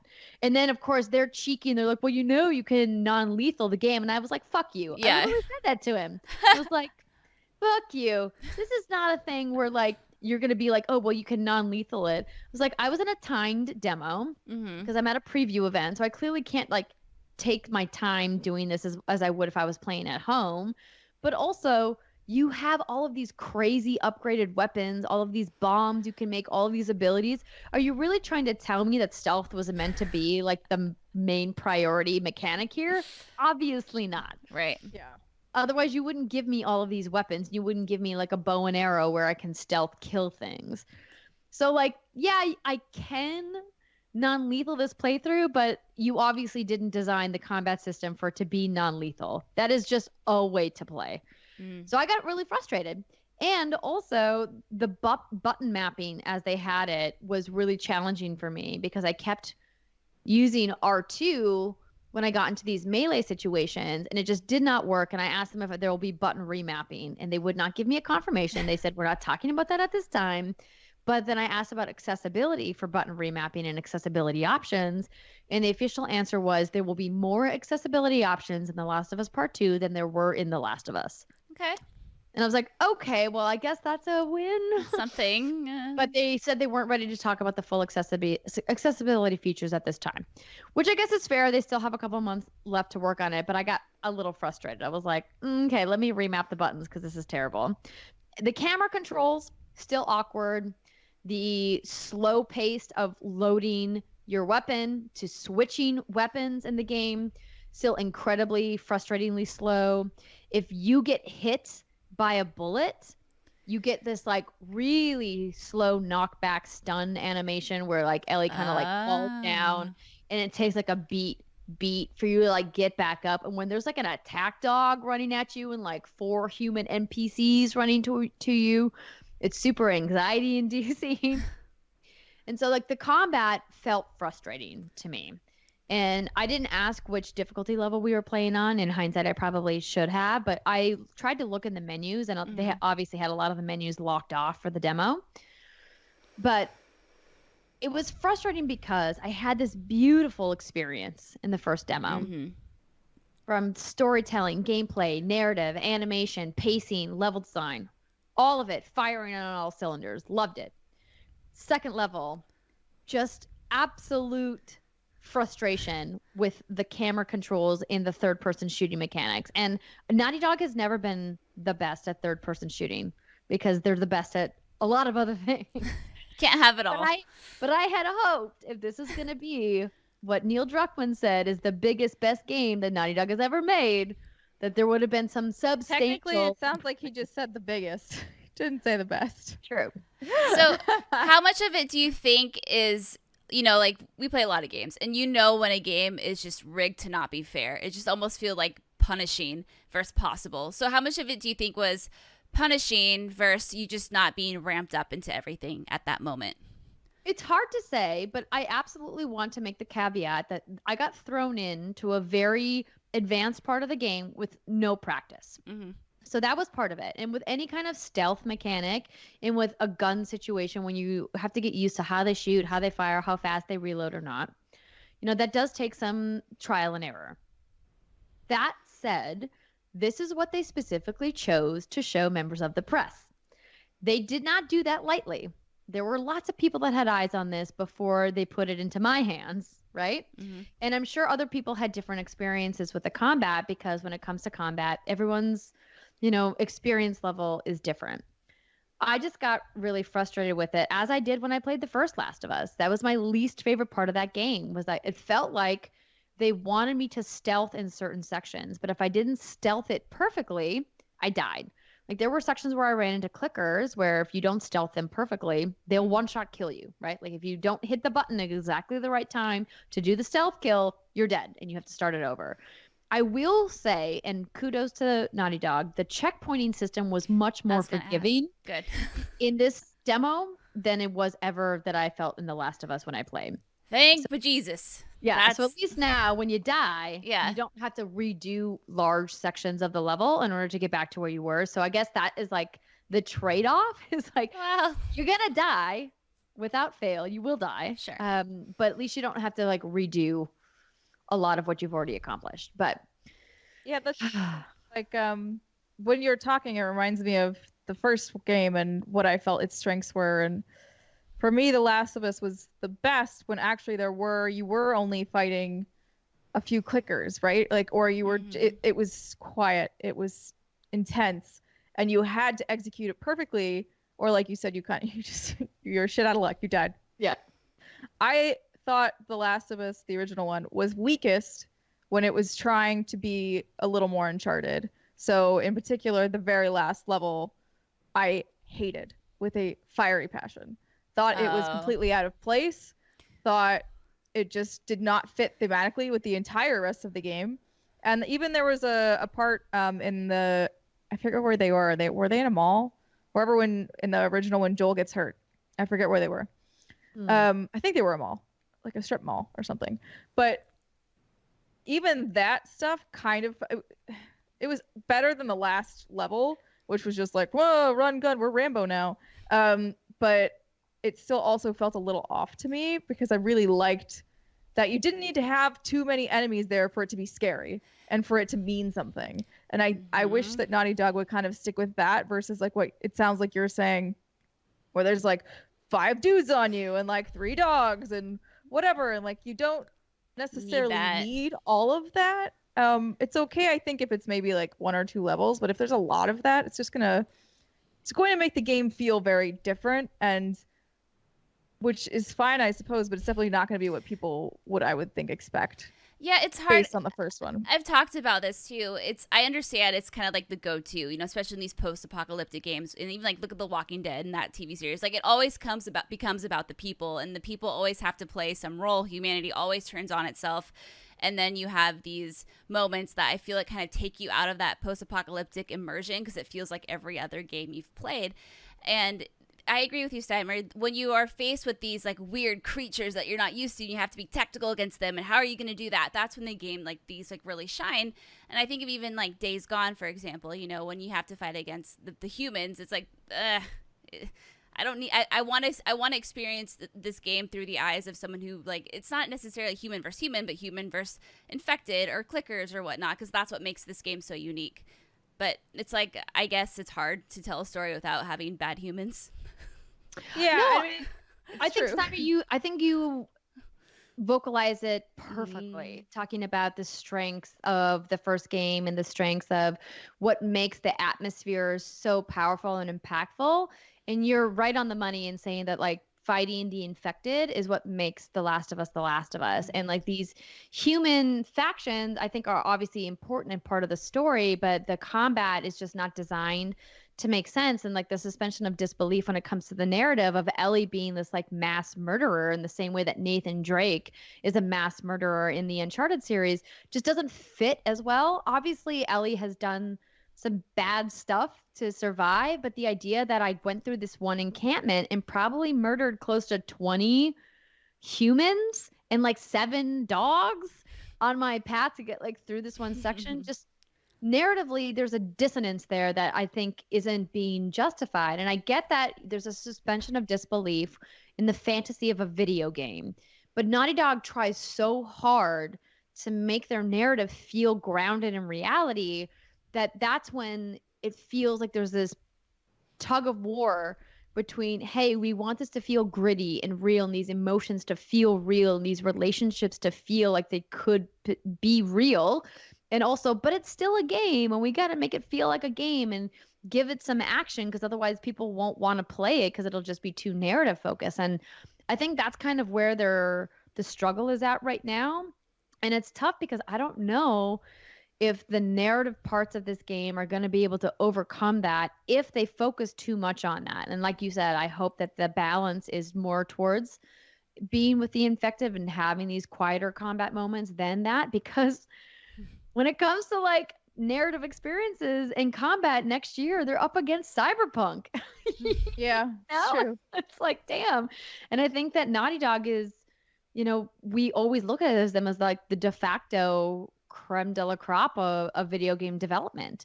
And I don't know if they're going to nail this based off what I've seen. I hope that they do. I hope that we get to see more. And the story certainly has me hooked. I absolutely want to find out what happens with Ellie and Joel and all of these people that they've come to know. And I'm absolutely there for the narrative, but baby mode. Yeah. I mean, without a doubt, there's no world in which I play this on any difficulty other than easy because I'm here for the story. Yeah. I'm not here for this clunky combat. So I don't want to murder dogs. Stop making me murder animals. Yeah. I agree.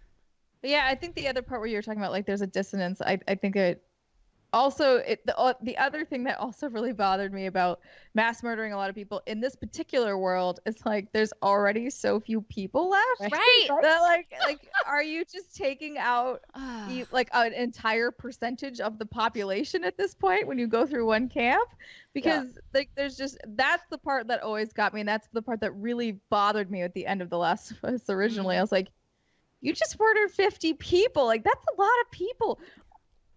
What? Like how? Everything's bad.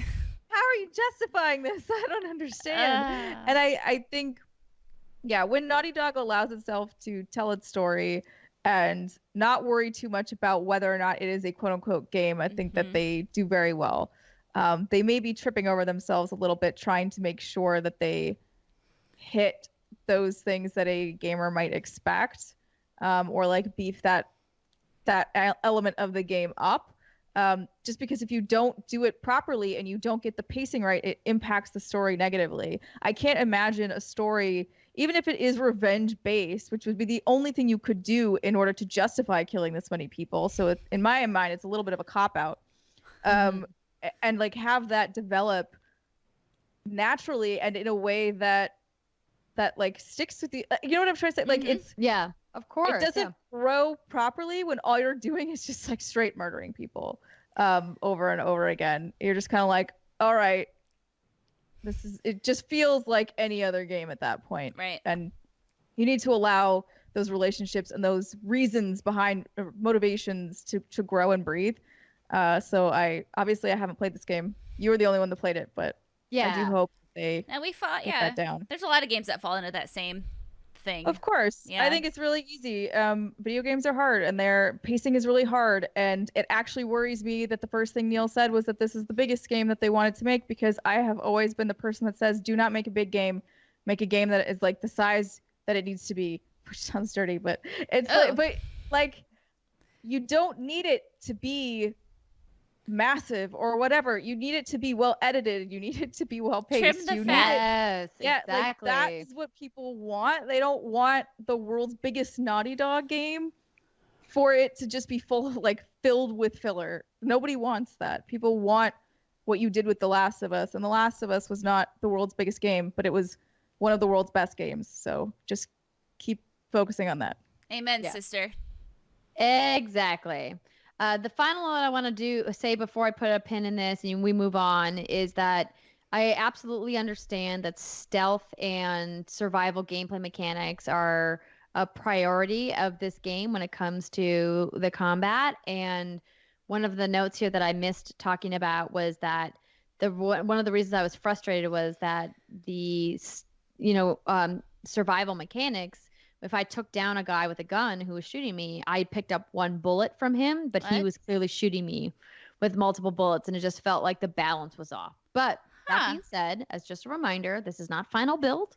They are still polishing and balancing the game. The game is now coming out February 21st, 2020. We got the release date. So I'm still very much excited for this game. I just hope that they can make a couple final tweaks. And also, just give me baby ass baby. Yeah. One bullet? Huh. Yeah. Huh.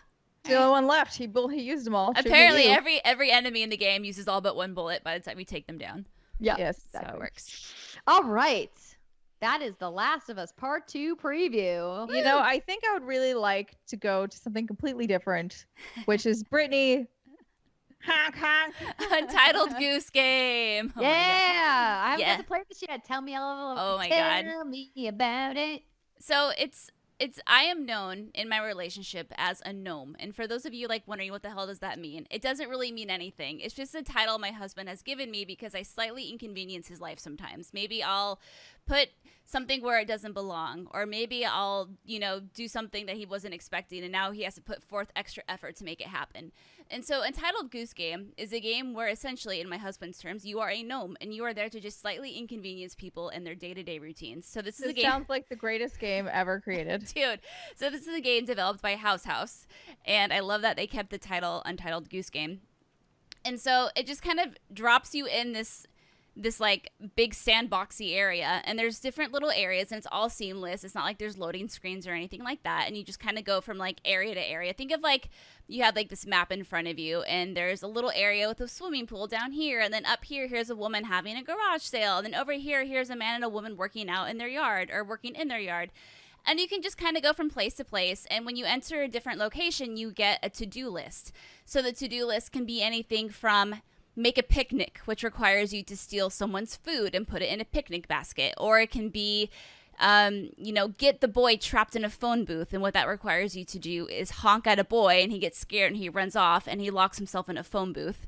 And then objective completed.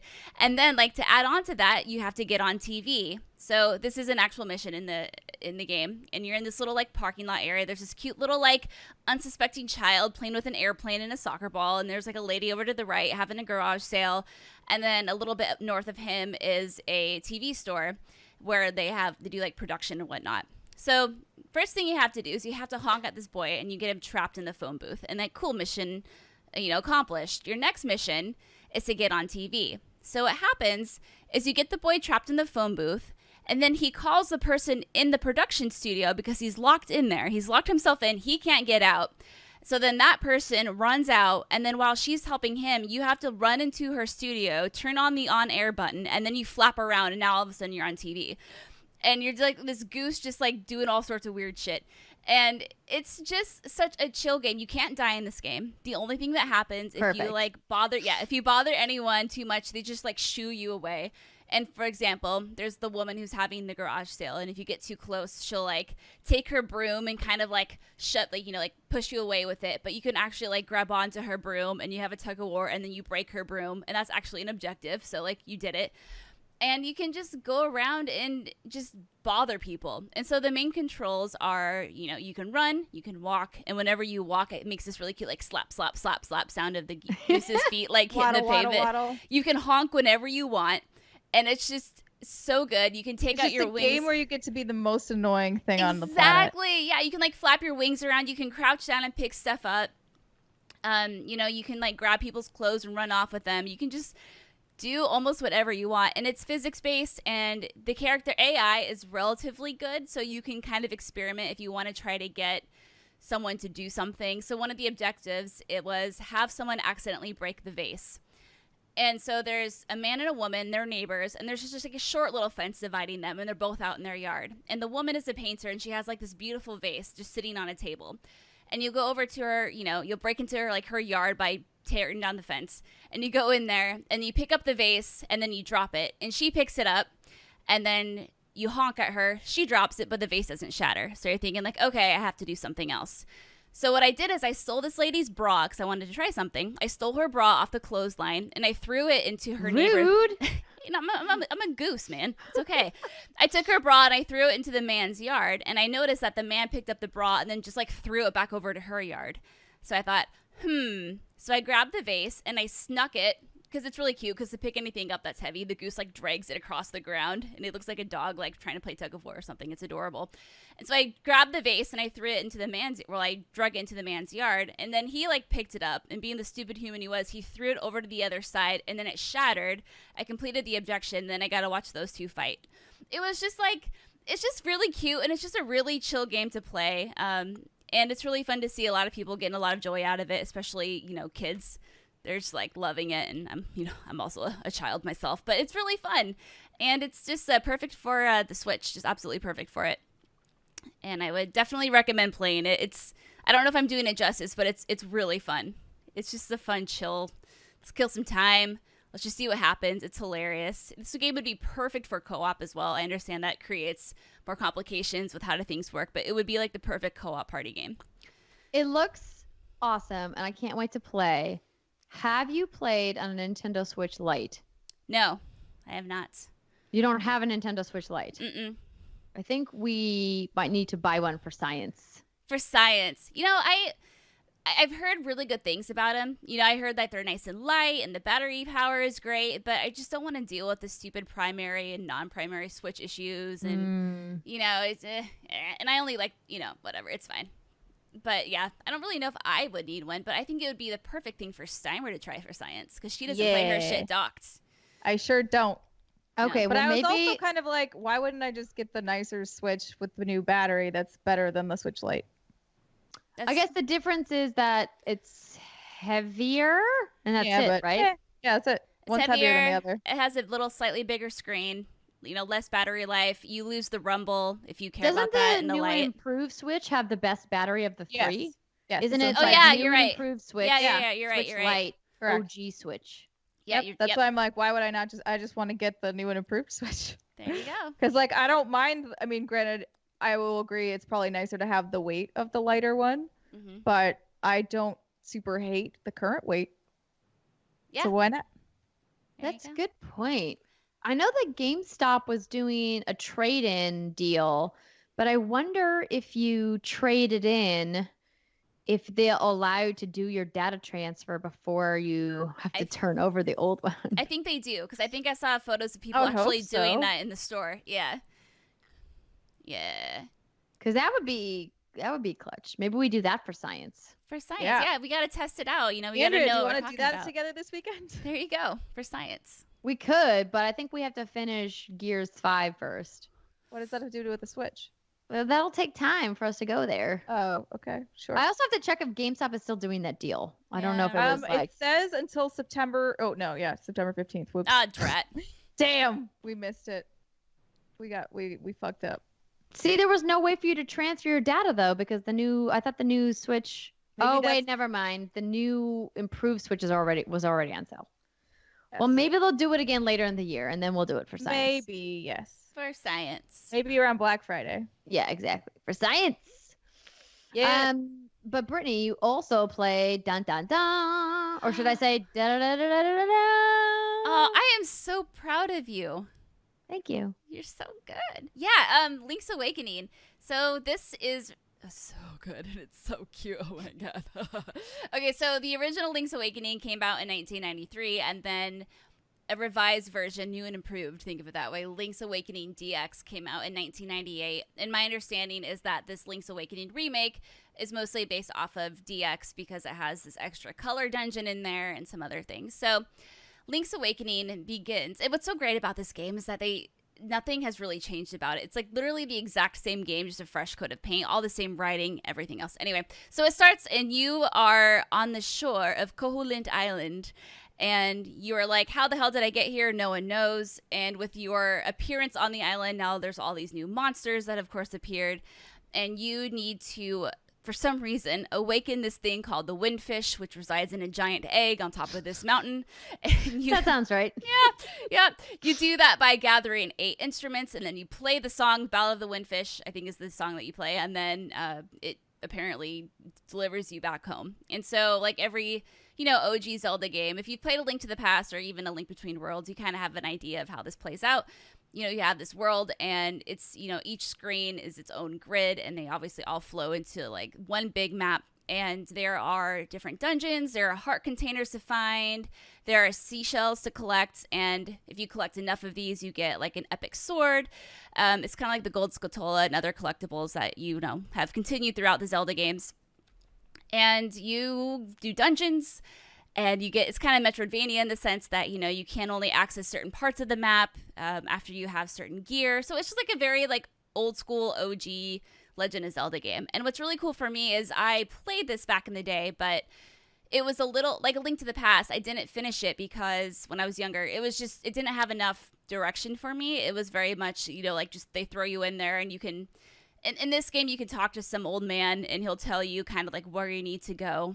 But I don't think I was old enough to quite understand that concept back in the day, so I never finished it. So for me, it's like I'm playing an old school classic Zelda game for the first time, and I am just hooked. Jason and I started playing it together, and then he decided football. He wanted to watch like football all day Sunday and Monday, and I'm like, that's cool. I'll watch the Seahawks, but if you think I'm not playing Link's Awakening just so you can watch football, I'm like, you're out of your damn mind. So I've just been kind of going it alone on my own, and it's fun because it reminds me of being, I don't know, like how old I was when A Link to the Past came out, like 6 or 7, where all I did in that game was just kind of wander around, and you look on your map and you see this cool area in the corner, and you're like, I'm going to go try to figure out how to get to there. So you go there and you have all your inventory that you're trying to like master and figure out what gets you wet or how you can get to certain locations using certain gear. And it's a really, really cool thing, and it's a really cool opportunity because I know there aren't a lot of games out there like this that do allow you to kind of re-experience a classic for the first time, and that's kind of what this is for me. So the improvements that this game has is, like I was saying, like you have more heart pieces, you have more seashells, so you can get like a really cool sword. There's more fast travel spots, which is really nice, and you actually have bottles in this game, which means you can collect fairies. So if you need to replenish your hearts, they will, you can pop open a bottle and eat a fairy or whatever fairies do to you. I don't really know. I don't know. The fairies? Well, they just like spin around you and then they disappear. So it's like, what happens to them? Do they disintegrate? They left. They want to get the hell away from you. You trapped them in a bottle. But like, I feel like, well, that's a nice way of thinking about it. It's like they're like, peace out, bitch. Peace out. I'm gonna heal you. Get out of here. Unlike other Zelda games, though, maybe this is only a newer thing, but if you do die and you have a fairy in a bottle, it won't automatically revive you. You have to go to Crazy Tracy and get her cream that she's gonna rub all over you. I'm not even making this up. Wow, so dirty. Obviously, now the map has pins, so that's really helpful because if you played a Zelda game, you know that there's a lot of things you're gonna find, like heart pieces or secrets that you can't quite access yet, so you have to leave. So it's nice to be able to pin the map. And obviously there are chamber dungeons, which is kind of, create your own dungeon. I haven't done this yet. I haven't dived into it. I think I probably will, because you get heart containers and heart pieces from it. And I have to get like my full 2 stacks of hearts to feel like a OG badass. And then, inventory management's really nice as well, because in the old Link's Awakening, my memory is that you only had 2 buttons, and that was your sword and shield. And if you wanted to use anything else, you had to map it, which means you either had to lose your sword or your shield.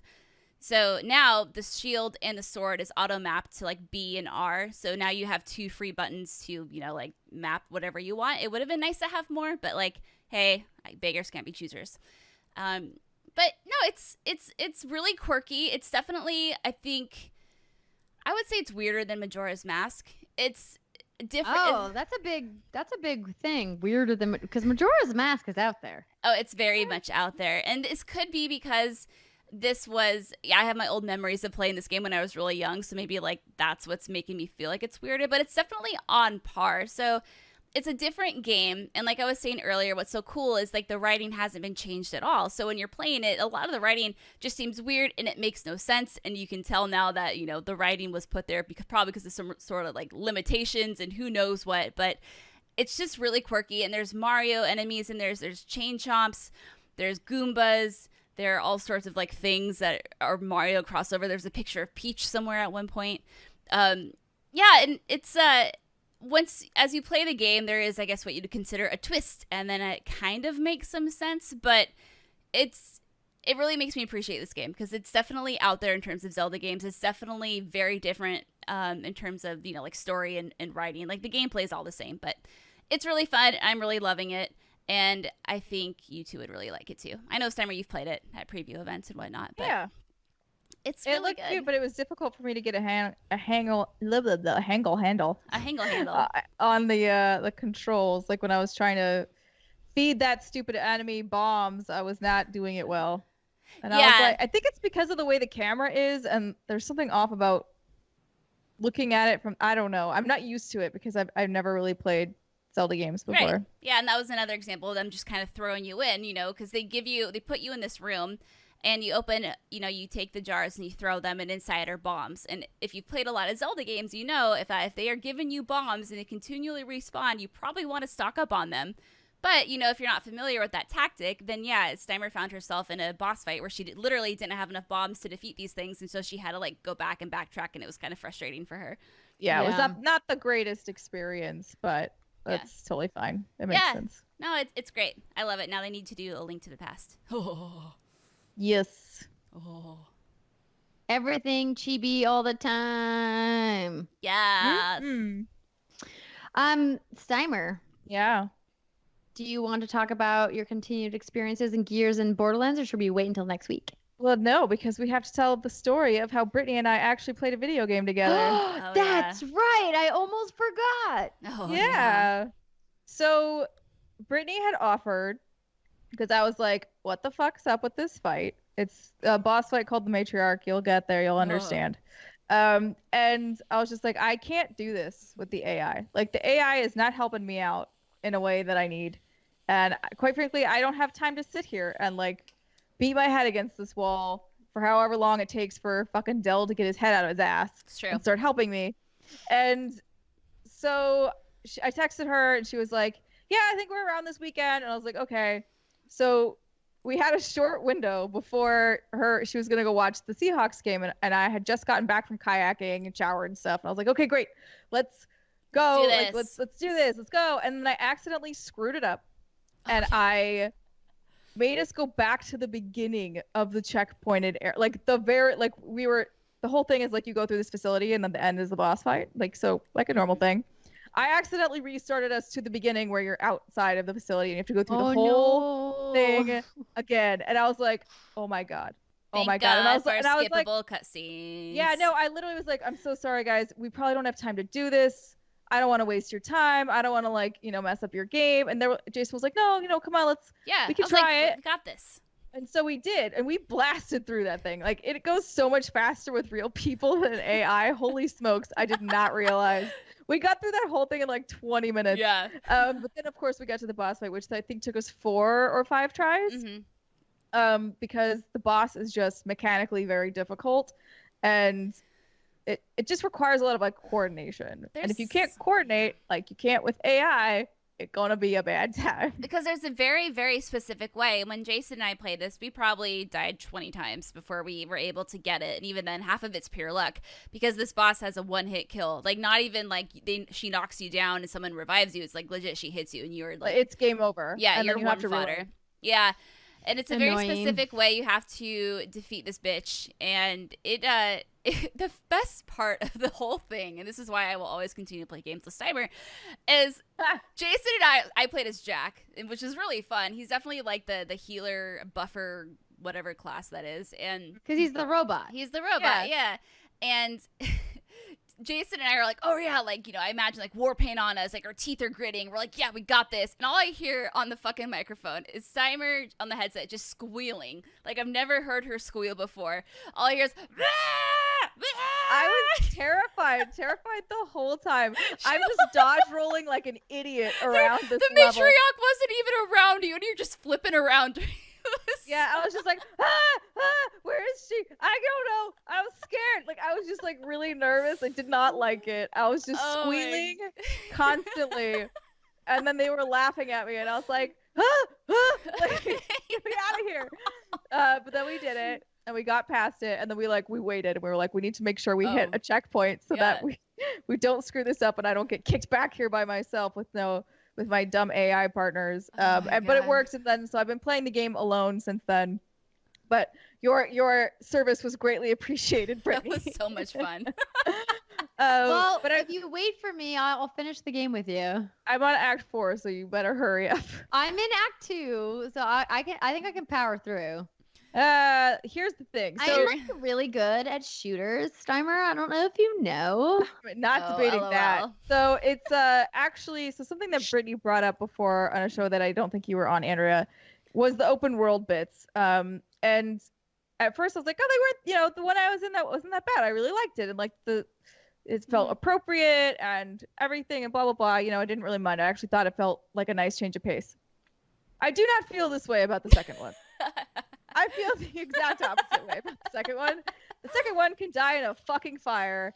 I hate it so much. I'm so glad I'm out of there. I don't know that I've disliked the section more. That's not true. I definitely have. But it was just rough. It was a rough go. Yeah. What was rough about it?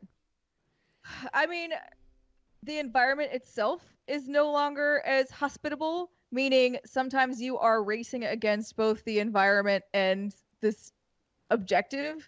And it's kind of like the things. So for instance, like there's sandstorms with like fire tornadoes. And the fire tornadoes will pick up your skiff and like throw you around. But you're still trying to get straight. Like you're still trying to go to a place, but you're just getting knocked around constantly from the wind. And it's just like, and the other irritating part to me on that was your stupid AI, but this is all scripted, of course. But like the AI buddies' scripted lines are like, "Come on, Kate, why aren't you drive faster? What are we gonna miss the objective?" And I was like, I will kill all of you right here. Fire tornado, let's go. Shut up! I'm gonna drive straight into the fire tornado because I'm taking all of you out with me.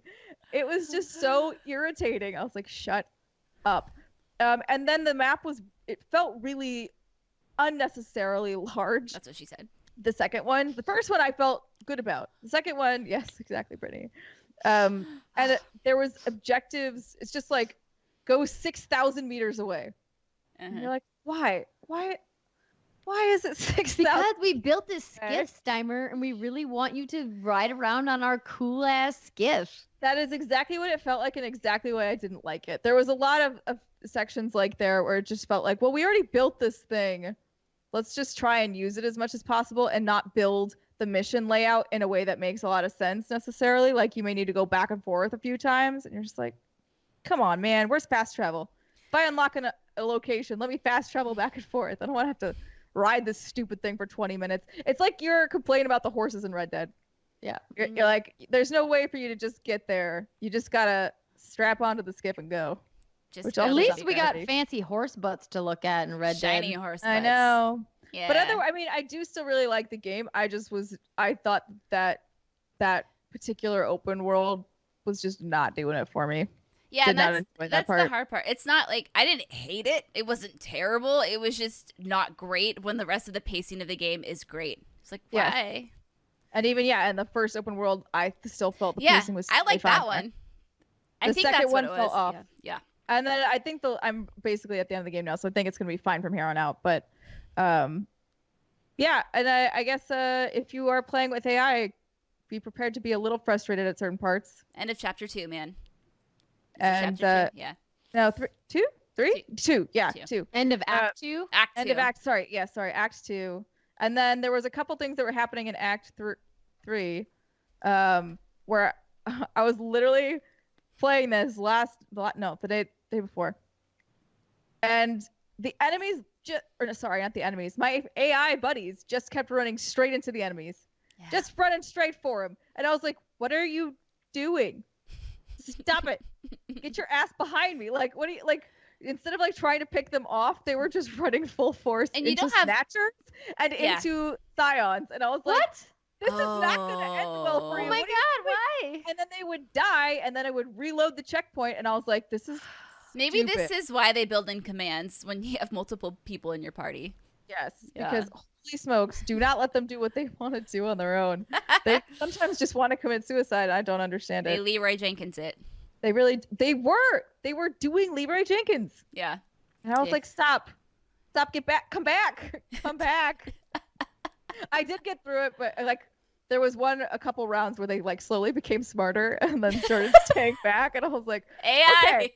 And then finally there was one where they all hung back where I was, and I was like, yes, thank you, and we got through it. I was like, what are you doing? Stop it.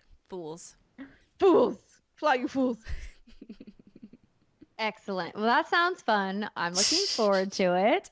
I'm happy to hop in and help you if you want to run through it too. Thank you. Again, when Brittany and I played, I was like, that went so fast. But then again, I was also skipping all the cutscenes. But yeah, that helps. Yeah. Jack is OP and it's great. Everyone should play as Jack at least once. Excellent. I want to try. Yeah. Especially since I have to get it all in before Shadowkeep comes out next week. Very exciting. All right. Well, that's going to do it for our hands-on impressions for this week. It's been a doozy of an episode so far. Did I say that at the end of the first segment? Pretty sure I did. Yep. I'm just repeating myself now. That's okay. All right. Let's take our final break of the show. When we come back, we're answering your Patreon question of the month. What's it going to be? Well, you're just going to have to wait around and find out. You tease. We'll be right back.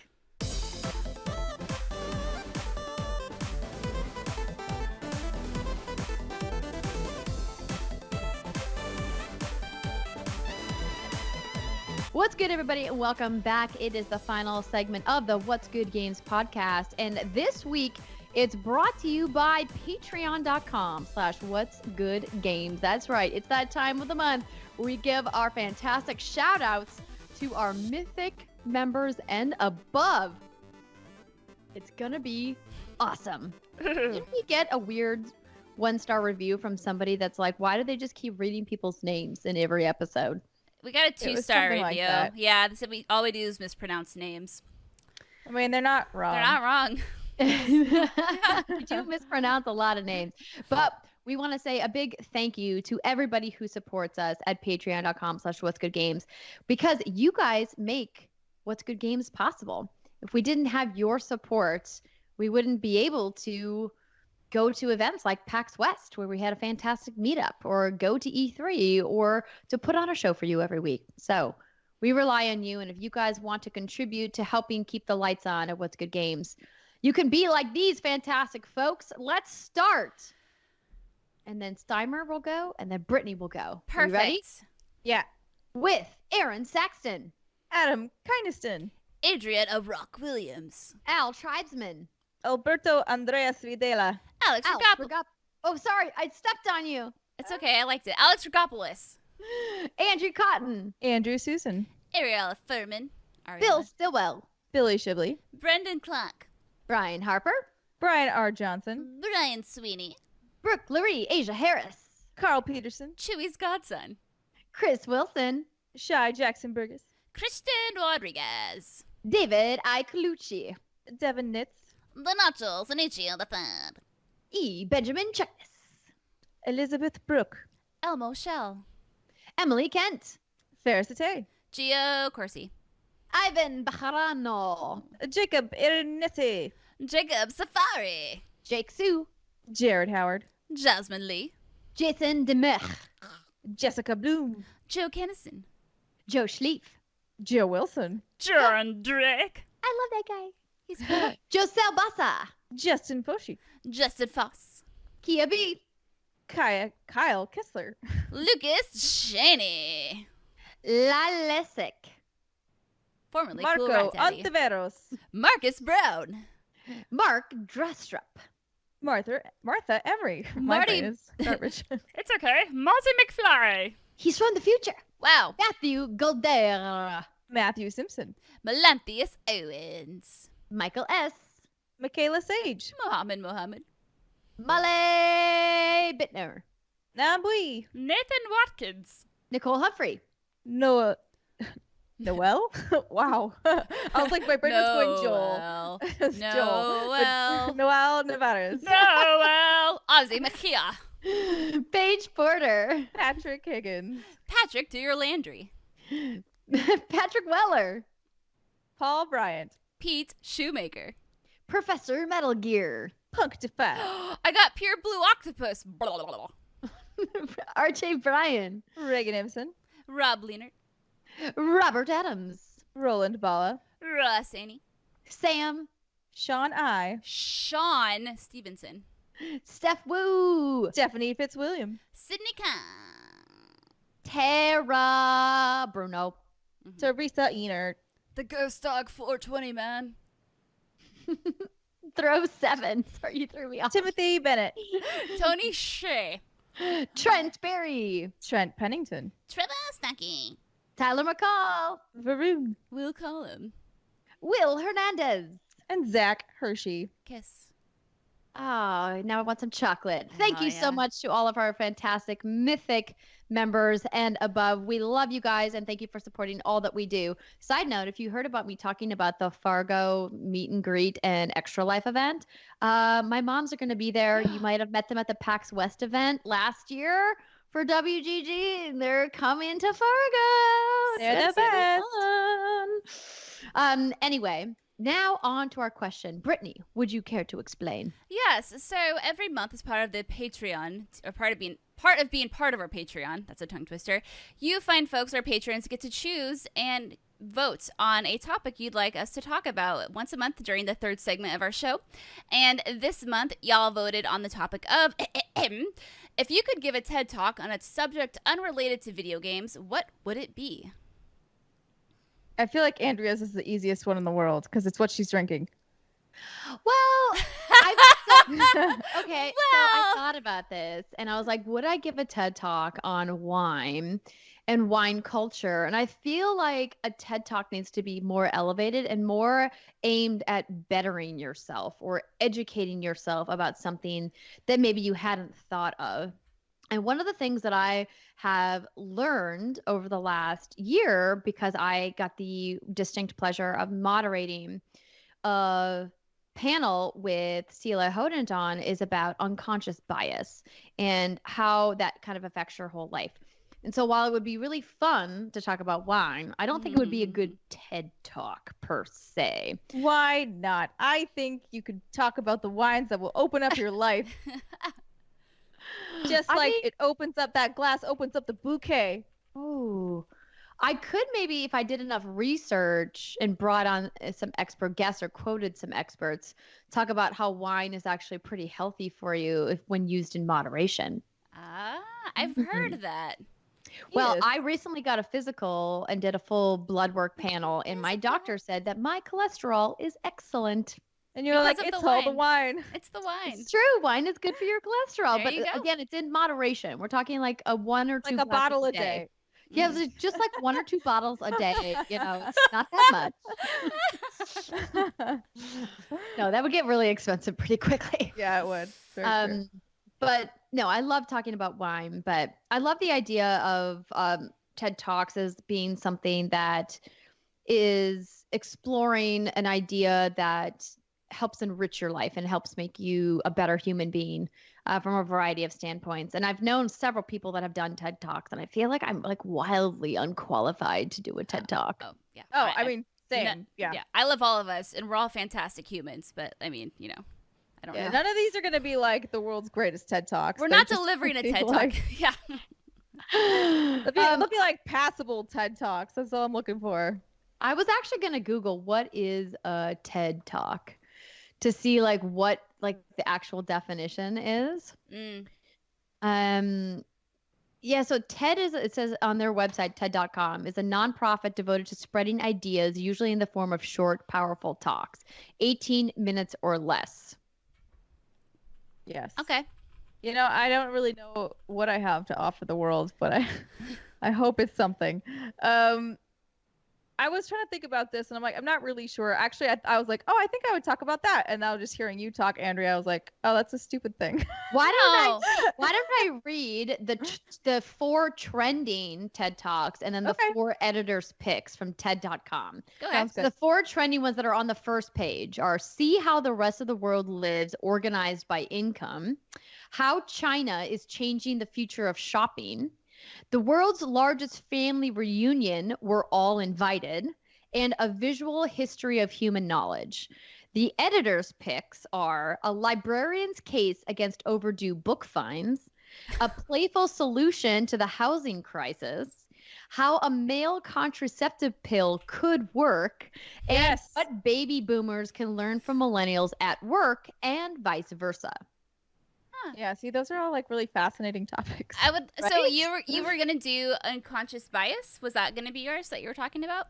Yeah, but now that I've talked about it a little bit, I've kind of talked myself out of that because, like I said, wildly unqualified to talk about it. But Celia Hoda isn't. But I got to moderate a panel with her, and I thought it was really fascinating learning about what unconscious bias is. Sorry, I'm like playing with a USB drive. No, I'm fidgeting over here too. I need to like get my hands away from anything, so I'm just gonna do this. Hands up. Fidgeting. What I would think I could be actually good at talking about on a TED Talk would be about why working hard is more important than being smart. And that could like be the name of my TED Talk. And I could like do a whole talk about like why putting more effort in is sometimes, if not most of the time, more valuable than being the smartest person in the room. Oh, I think it's 100% more valuable.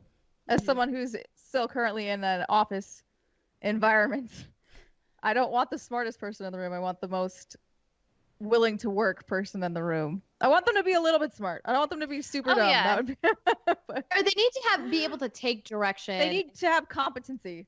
Of course. But there's been my kind of philosophy of life is that, I haven't got to where I am today by being the smartest person in the room, because I am clearly not. There are many people that are smarter than me.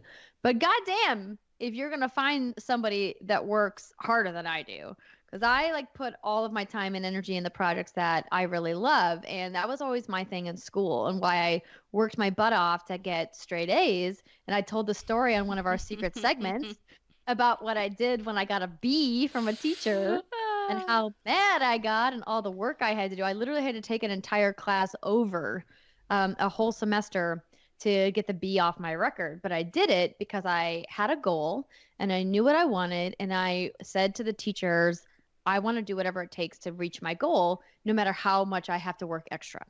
Because clearly I wasn't good enough to get the grade that I wanted to get the first try. But hopefully you'll see my willingness to work as motivation that I deserve the grade because I'm willing to put the work in, even if I wasn't smart enough to get it the first time. And thankfully, I was part of a school system that allowed me to do that. And I think that really translates into the workplace as an adult, is that you really have to sometimes find a workplace environment that's going to allow you to work really hard to achieve your goals. And not every workplace is like that. It's been a struggle for me as an adult to find a place that will allow me to work really hard to achieve my goals versus saying, hey, this is your role. Stay in your role, stay in your lane. Don't cross into anybody else's role or anybody else's department. Just do your job and that's it. And I really struggled to flourish in those kinds of environments, which is why I ultimately decided to work for myself. Yep. So I was like, hey, you know what? If I make the rules about how hard I get to work or not work, then I am I'm going to be the one who bears the fruit of my labor, or who's going to bear the failures exactly of, where I am lacking. If I don't do the work and if I don't put in the time, the person that's going to suffer is me. And obviously you too. But hopefully you don't think that I failed you in any way. No, and if I have, let's talk about it later, not on the show. Okay? I'm going to out all of our dirt. No, I'm just kidding. We don't even really have any dirty laundry. But it's actually interesting when you said that this is not a thing I'd be qualified to talk about, and it probably already exists. But one of the things that I noticed the most that, or at least with parents nowadays and like their kids, so a lot of them will not teach their kids how to fail. And I think that is really damaging. And so even when you're talking about like, I want to work as hard as I can to reach my goal, that is great. But also I think it's important to teach kids that sometimes you can work really hard and not get it. And that's okay. Absolutely. And like, it's such a powerful and like really deeply hurtful lesson to learn. But like, that's kind of life. And it's what people need to get through it, and to just be like, okay, I know what this feels like. It sucks, but I also know that I can get through it and I can continue forward and move on, and how to maybe like not let it completely shoot down your goal, but maybe you adjust that goal, or you figure out a way to pivot in a way that it works for you. But I feel like that is something that is not really being taught now. It's just sort of like either everyone succeeds, everyone gets a trophy. Not even everyone gets. I got everyone on our basketball teams and soccer teams got a trophy. We all got participation trophies. I'm not screwed up. So I don't think the trophies are the problem. No, I know what you mean. I think that probably wasn't the best example, because I too got a lot of T-ball trophies back in my day, and I don't think I'm screwed up. No, I think failure is a word everyone's scared of. And the thing about failure is it's a beautiful thing that causes you to grow and adapt as a human. And there's that quote by Thomas Edison, which is, I haven't failed. I've just found 10,000 ways that won't work. And I think that's so crucial, as being a human being. We're not perfect. We're all flawed in our own ways. But as long as we keep trying, like Andrea said, working hard, I think we can overcome those moments and be better because of it. Absolutely. Yeah. I think if I were to do a TED Talk, I don't know if I'm necessarily qualified for this, but I have been told I'm a very chill, relaxed person. But I think what I would like to talk about is how fleeting life is, and how life is so short, and I think so many people get caught up in silly, trivial matters that weigh them down and damages their day-to-day life and functions that, they aren't trimming the fat, and they're not seeing life through this lens of, take control of your life. Like, you have power over yourself. And obviously there's going to be trials and tribulations in life, death and mourning and terrible things that happen to you. And of course, like, you need to heal from that, and that's totally, I think, and personally very reasonable. But it's, I think, when people tend to get caught up in, as the kids call it, the stupid drama, the pettiness, the things that really won't matter when you're on your deathbed, I think that is something that I wish I could instill in more people. Not every family is perfect, but, speaking from experience, I have a very large family, and there are currently relationships in my family that are strained just because people have too much pride and ego. We're talking like 50 plus years of relationships. And it's just sad to think about, I'm not trying to go like get deep right now, but it's like, everyone's getting older, like every day, it could literally be your last. And if you hold on to such negativity and such stuff that drags you down, it's kind of like that thing where, I don't know about you ladies, but sometimes it takes like a death in the family or something really tragic to happen where you're like, wow, life is fleeting. Mortality is a real thing. And it kind of snaps you back into it, for like a hot minute. But then as time progresses, the day-to-day life and stresses and whatnot kind of pull you out of that. And you forget that like every day that you have is a gift. And you try to make the most of it. And that's something that I've kind of, I don't know about self-taught, that's not really it, but that's kind of a motto of mine is, life is short. This is your one chance. Make the most of it. Do the best you can. Trim the fat. If someone in your life is negative or bring you down and you've tried to work it out, but you can't, it's time to let it go. Wish them the best. Don't have to be negative about it, but just having that mentality really gives you a clean like lens into life. And I think it's a healthy one. Yeah, girl. I came up with the name for your TED Talk. You ready? Ooh. Yeah. It's called Simmer Down, How to Skim the Fat of Your Life. Nice. Dude, that's my next book that I'll never write. That's brilliant. But that's actually funny, Britt, that you're talking about that, because it reminds me so much. One of the things that sort of triggered a change in me was when I was talking with my aunt This is several years ago, and she mentioned, or I was talking to her, and I don't remember why, but I asked her, do you have any friends like you honestly like don't really like, but you just feel kind of obligated to stay friends with them? And she kind of laughed, and she was like, honey, at my age, you don't have time for that anymore. Oh, I love it. And I thought about it, and I was like, why would I have to wait until I'm like 67 years old to have this sort of mentality? Why don't I just have this mentality right now? And I do. And so to me, I will give you a fair shot, and I'll give you a couple of chances. But to me, I'm like, if you screw those up, I really just, I don't feel like having the time for you anymore. I've got other things to do. I've got other people around. And honestly, it's made me so much happier, and I don't get as stressed out about drama and people. And it's because drama is one of those energies that is very attractive for some reason for people. Right. And it's a cycle that you can get caught up in very, very easily. And it becomes sort of addictive. And then you just like start creating it yourself because you need it to be there. But alternatively, you can be a little bit more chill like me and Brittany. And Andrea. Sorry, I didn't mean to like throw you under the bus there. No, listen, let's be honest. Of the three of us, I'm definitely like the highest strung one who's always like, oh my God, I gotta do this thing, blah, blah, blah, blah. I get it. Like, I could definitely take a page from both your and Brittany's playbook, because you both have a fantastic sense of like, hey, you know what? I'm just not gonna do this thing. Like Steimer being like, I'm just going to bed. I'm just not doing this thing. I'm just saying, hey, it was nice to see you. I'm not going out for those extra drinks. I'm leaving. And Brittany being like, you know what? This weekend, I'm just going to wallow in my MeUndies onesie filth, and I'm just going to play the game that I want to play. And I'm not going to like look at my email or do anything. And like, I think that that's something that's so hard for not only like younger generations, but our generation, is like this idea that we're perpetually connected to our obligations, whether they be family or work or whatever your obligation is to you, significant others, et cetera, because of our technology that's always in our pocket or in our hand, and we're constantly looking at it. We feel this weird sense of obligation to be connected to the thing that's pressing on us. Right. And at the end of the day, it doesn't fucking matter for the most part. Right. Obviously, there are certain things in your life that are important, and you need to nurture and foster those things. And I don't think you should become a recluse and just like hide from the world. I think that's unhealthy as well. Damn.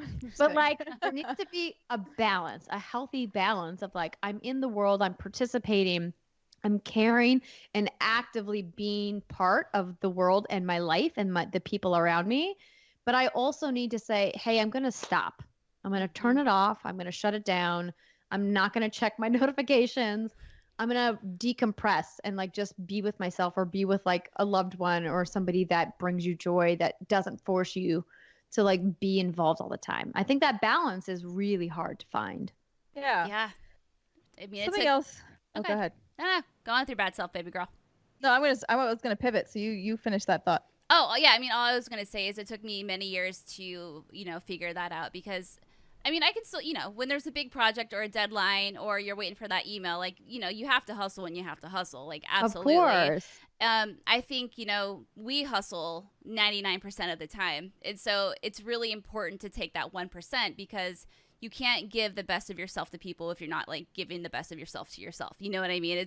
You got to be able to just like chill and be, because otherwise you're, it's just, no one's going to look out for you. I mean, obviously, like, as friends, we look out for each other. And that's why I'm always, like, telling you, Andrea, like, girl, like, take a break. Like, take the week off. Like, go do what you got to do. Just be with yourself. And then, this time I'm like, who the fuck do I need to beat up? Who's bugging you? Like, what's going on? Literally everyone. But, yeah. And, I mean, obviously, our friends can say what they want. But I think it's up to us to enact the change so that we can have a healthier mental state of mind. Because hot damn, in this day and age, it's very hard. Yeah, it really is. Another like sort of through line on all of this that I don't know when or where or why or how this has happened, but I have definitely become from a lazy bum, not even in sense of like work. I've always been like a decent worker at my job, but like lazy bum in terms of myself and like what I will do for myself, to way more of an adult than I ever thought I would be. and it's sort of been a terrifying transition. I'm like, oh no, it's happened. I'm like meal prepping on the weekends, and I'm make sure my house is clean, and I make my bed every morning, and I'm doing all these things that I thought were stupid when I was even like 5 years ago.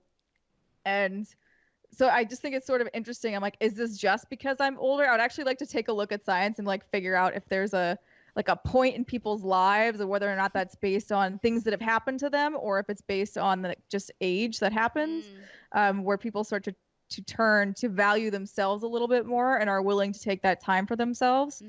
Because I feel like even like when I still remember when I had just moved to San Francisco, was working at IGN, I would make myself something frozen from Trader Joe's. I would eat like some like basically like formerly frozen pot stickers, heat them up somehow. I forgot like fry them or something.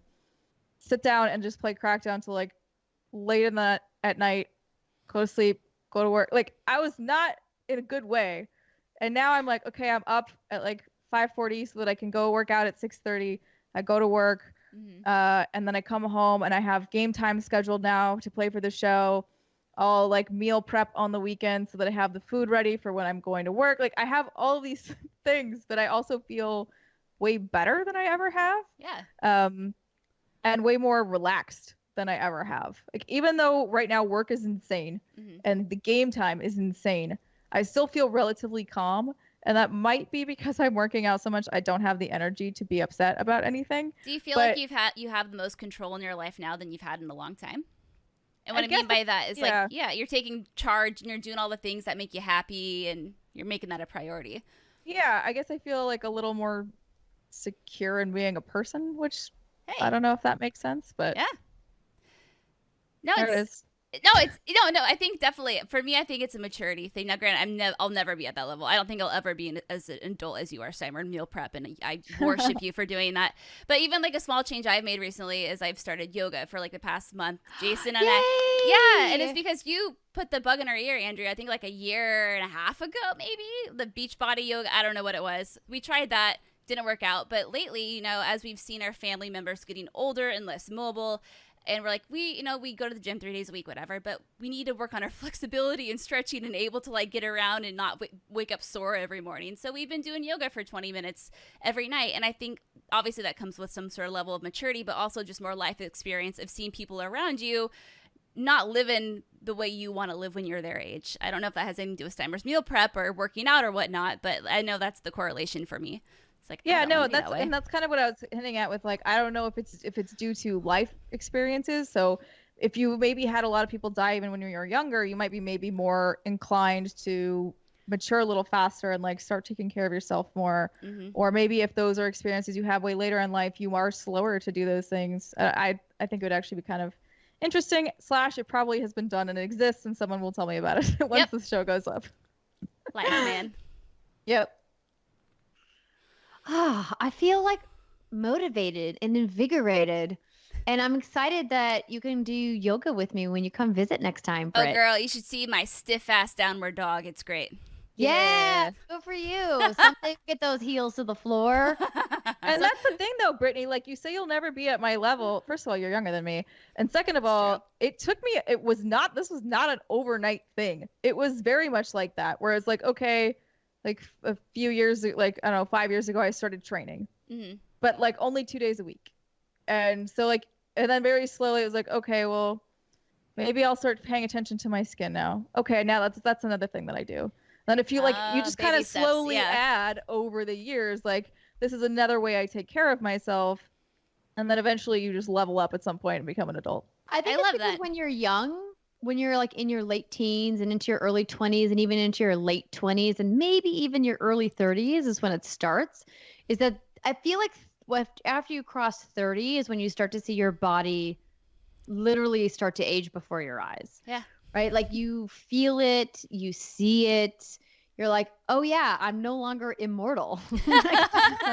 I'm no longer able to like stay out till all hours of the night and to like drink lots of alcohol or to eat garbage food and to not drink enough water and to not get enough sleep or put vitamins into my body and et cetera, et cetera, et cetera. Is that you start to go, hey, you know what? Like I should probably be taking care of myself because it's finite. life is finite, your body is finite, your mind is finite, you know, and it's like the gift of being alive is something is to not be understated. It was weird how I had this kind of crazy deep epiphany when I was listening to Pitbull. What? Okay. Oh, I gotta hear this.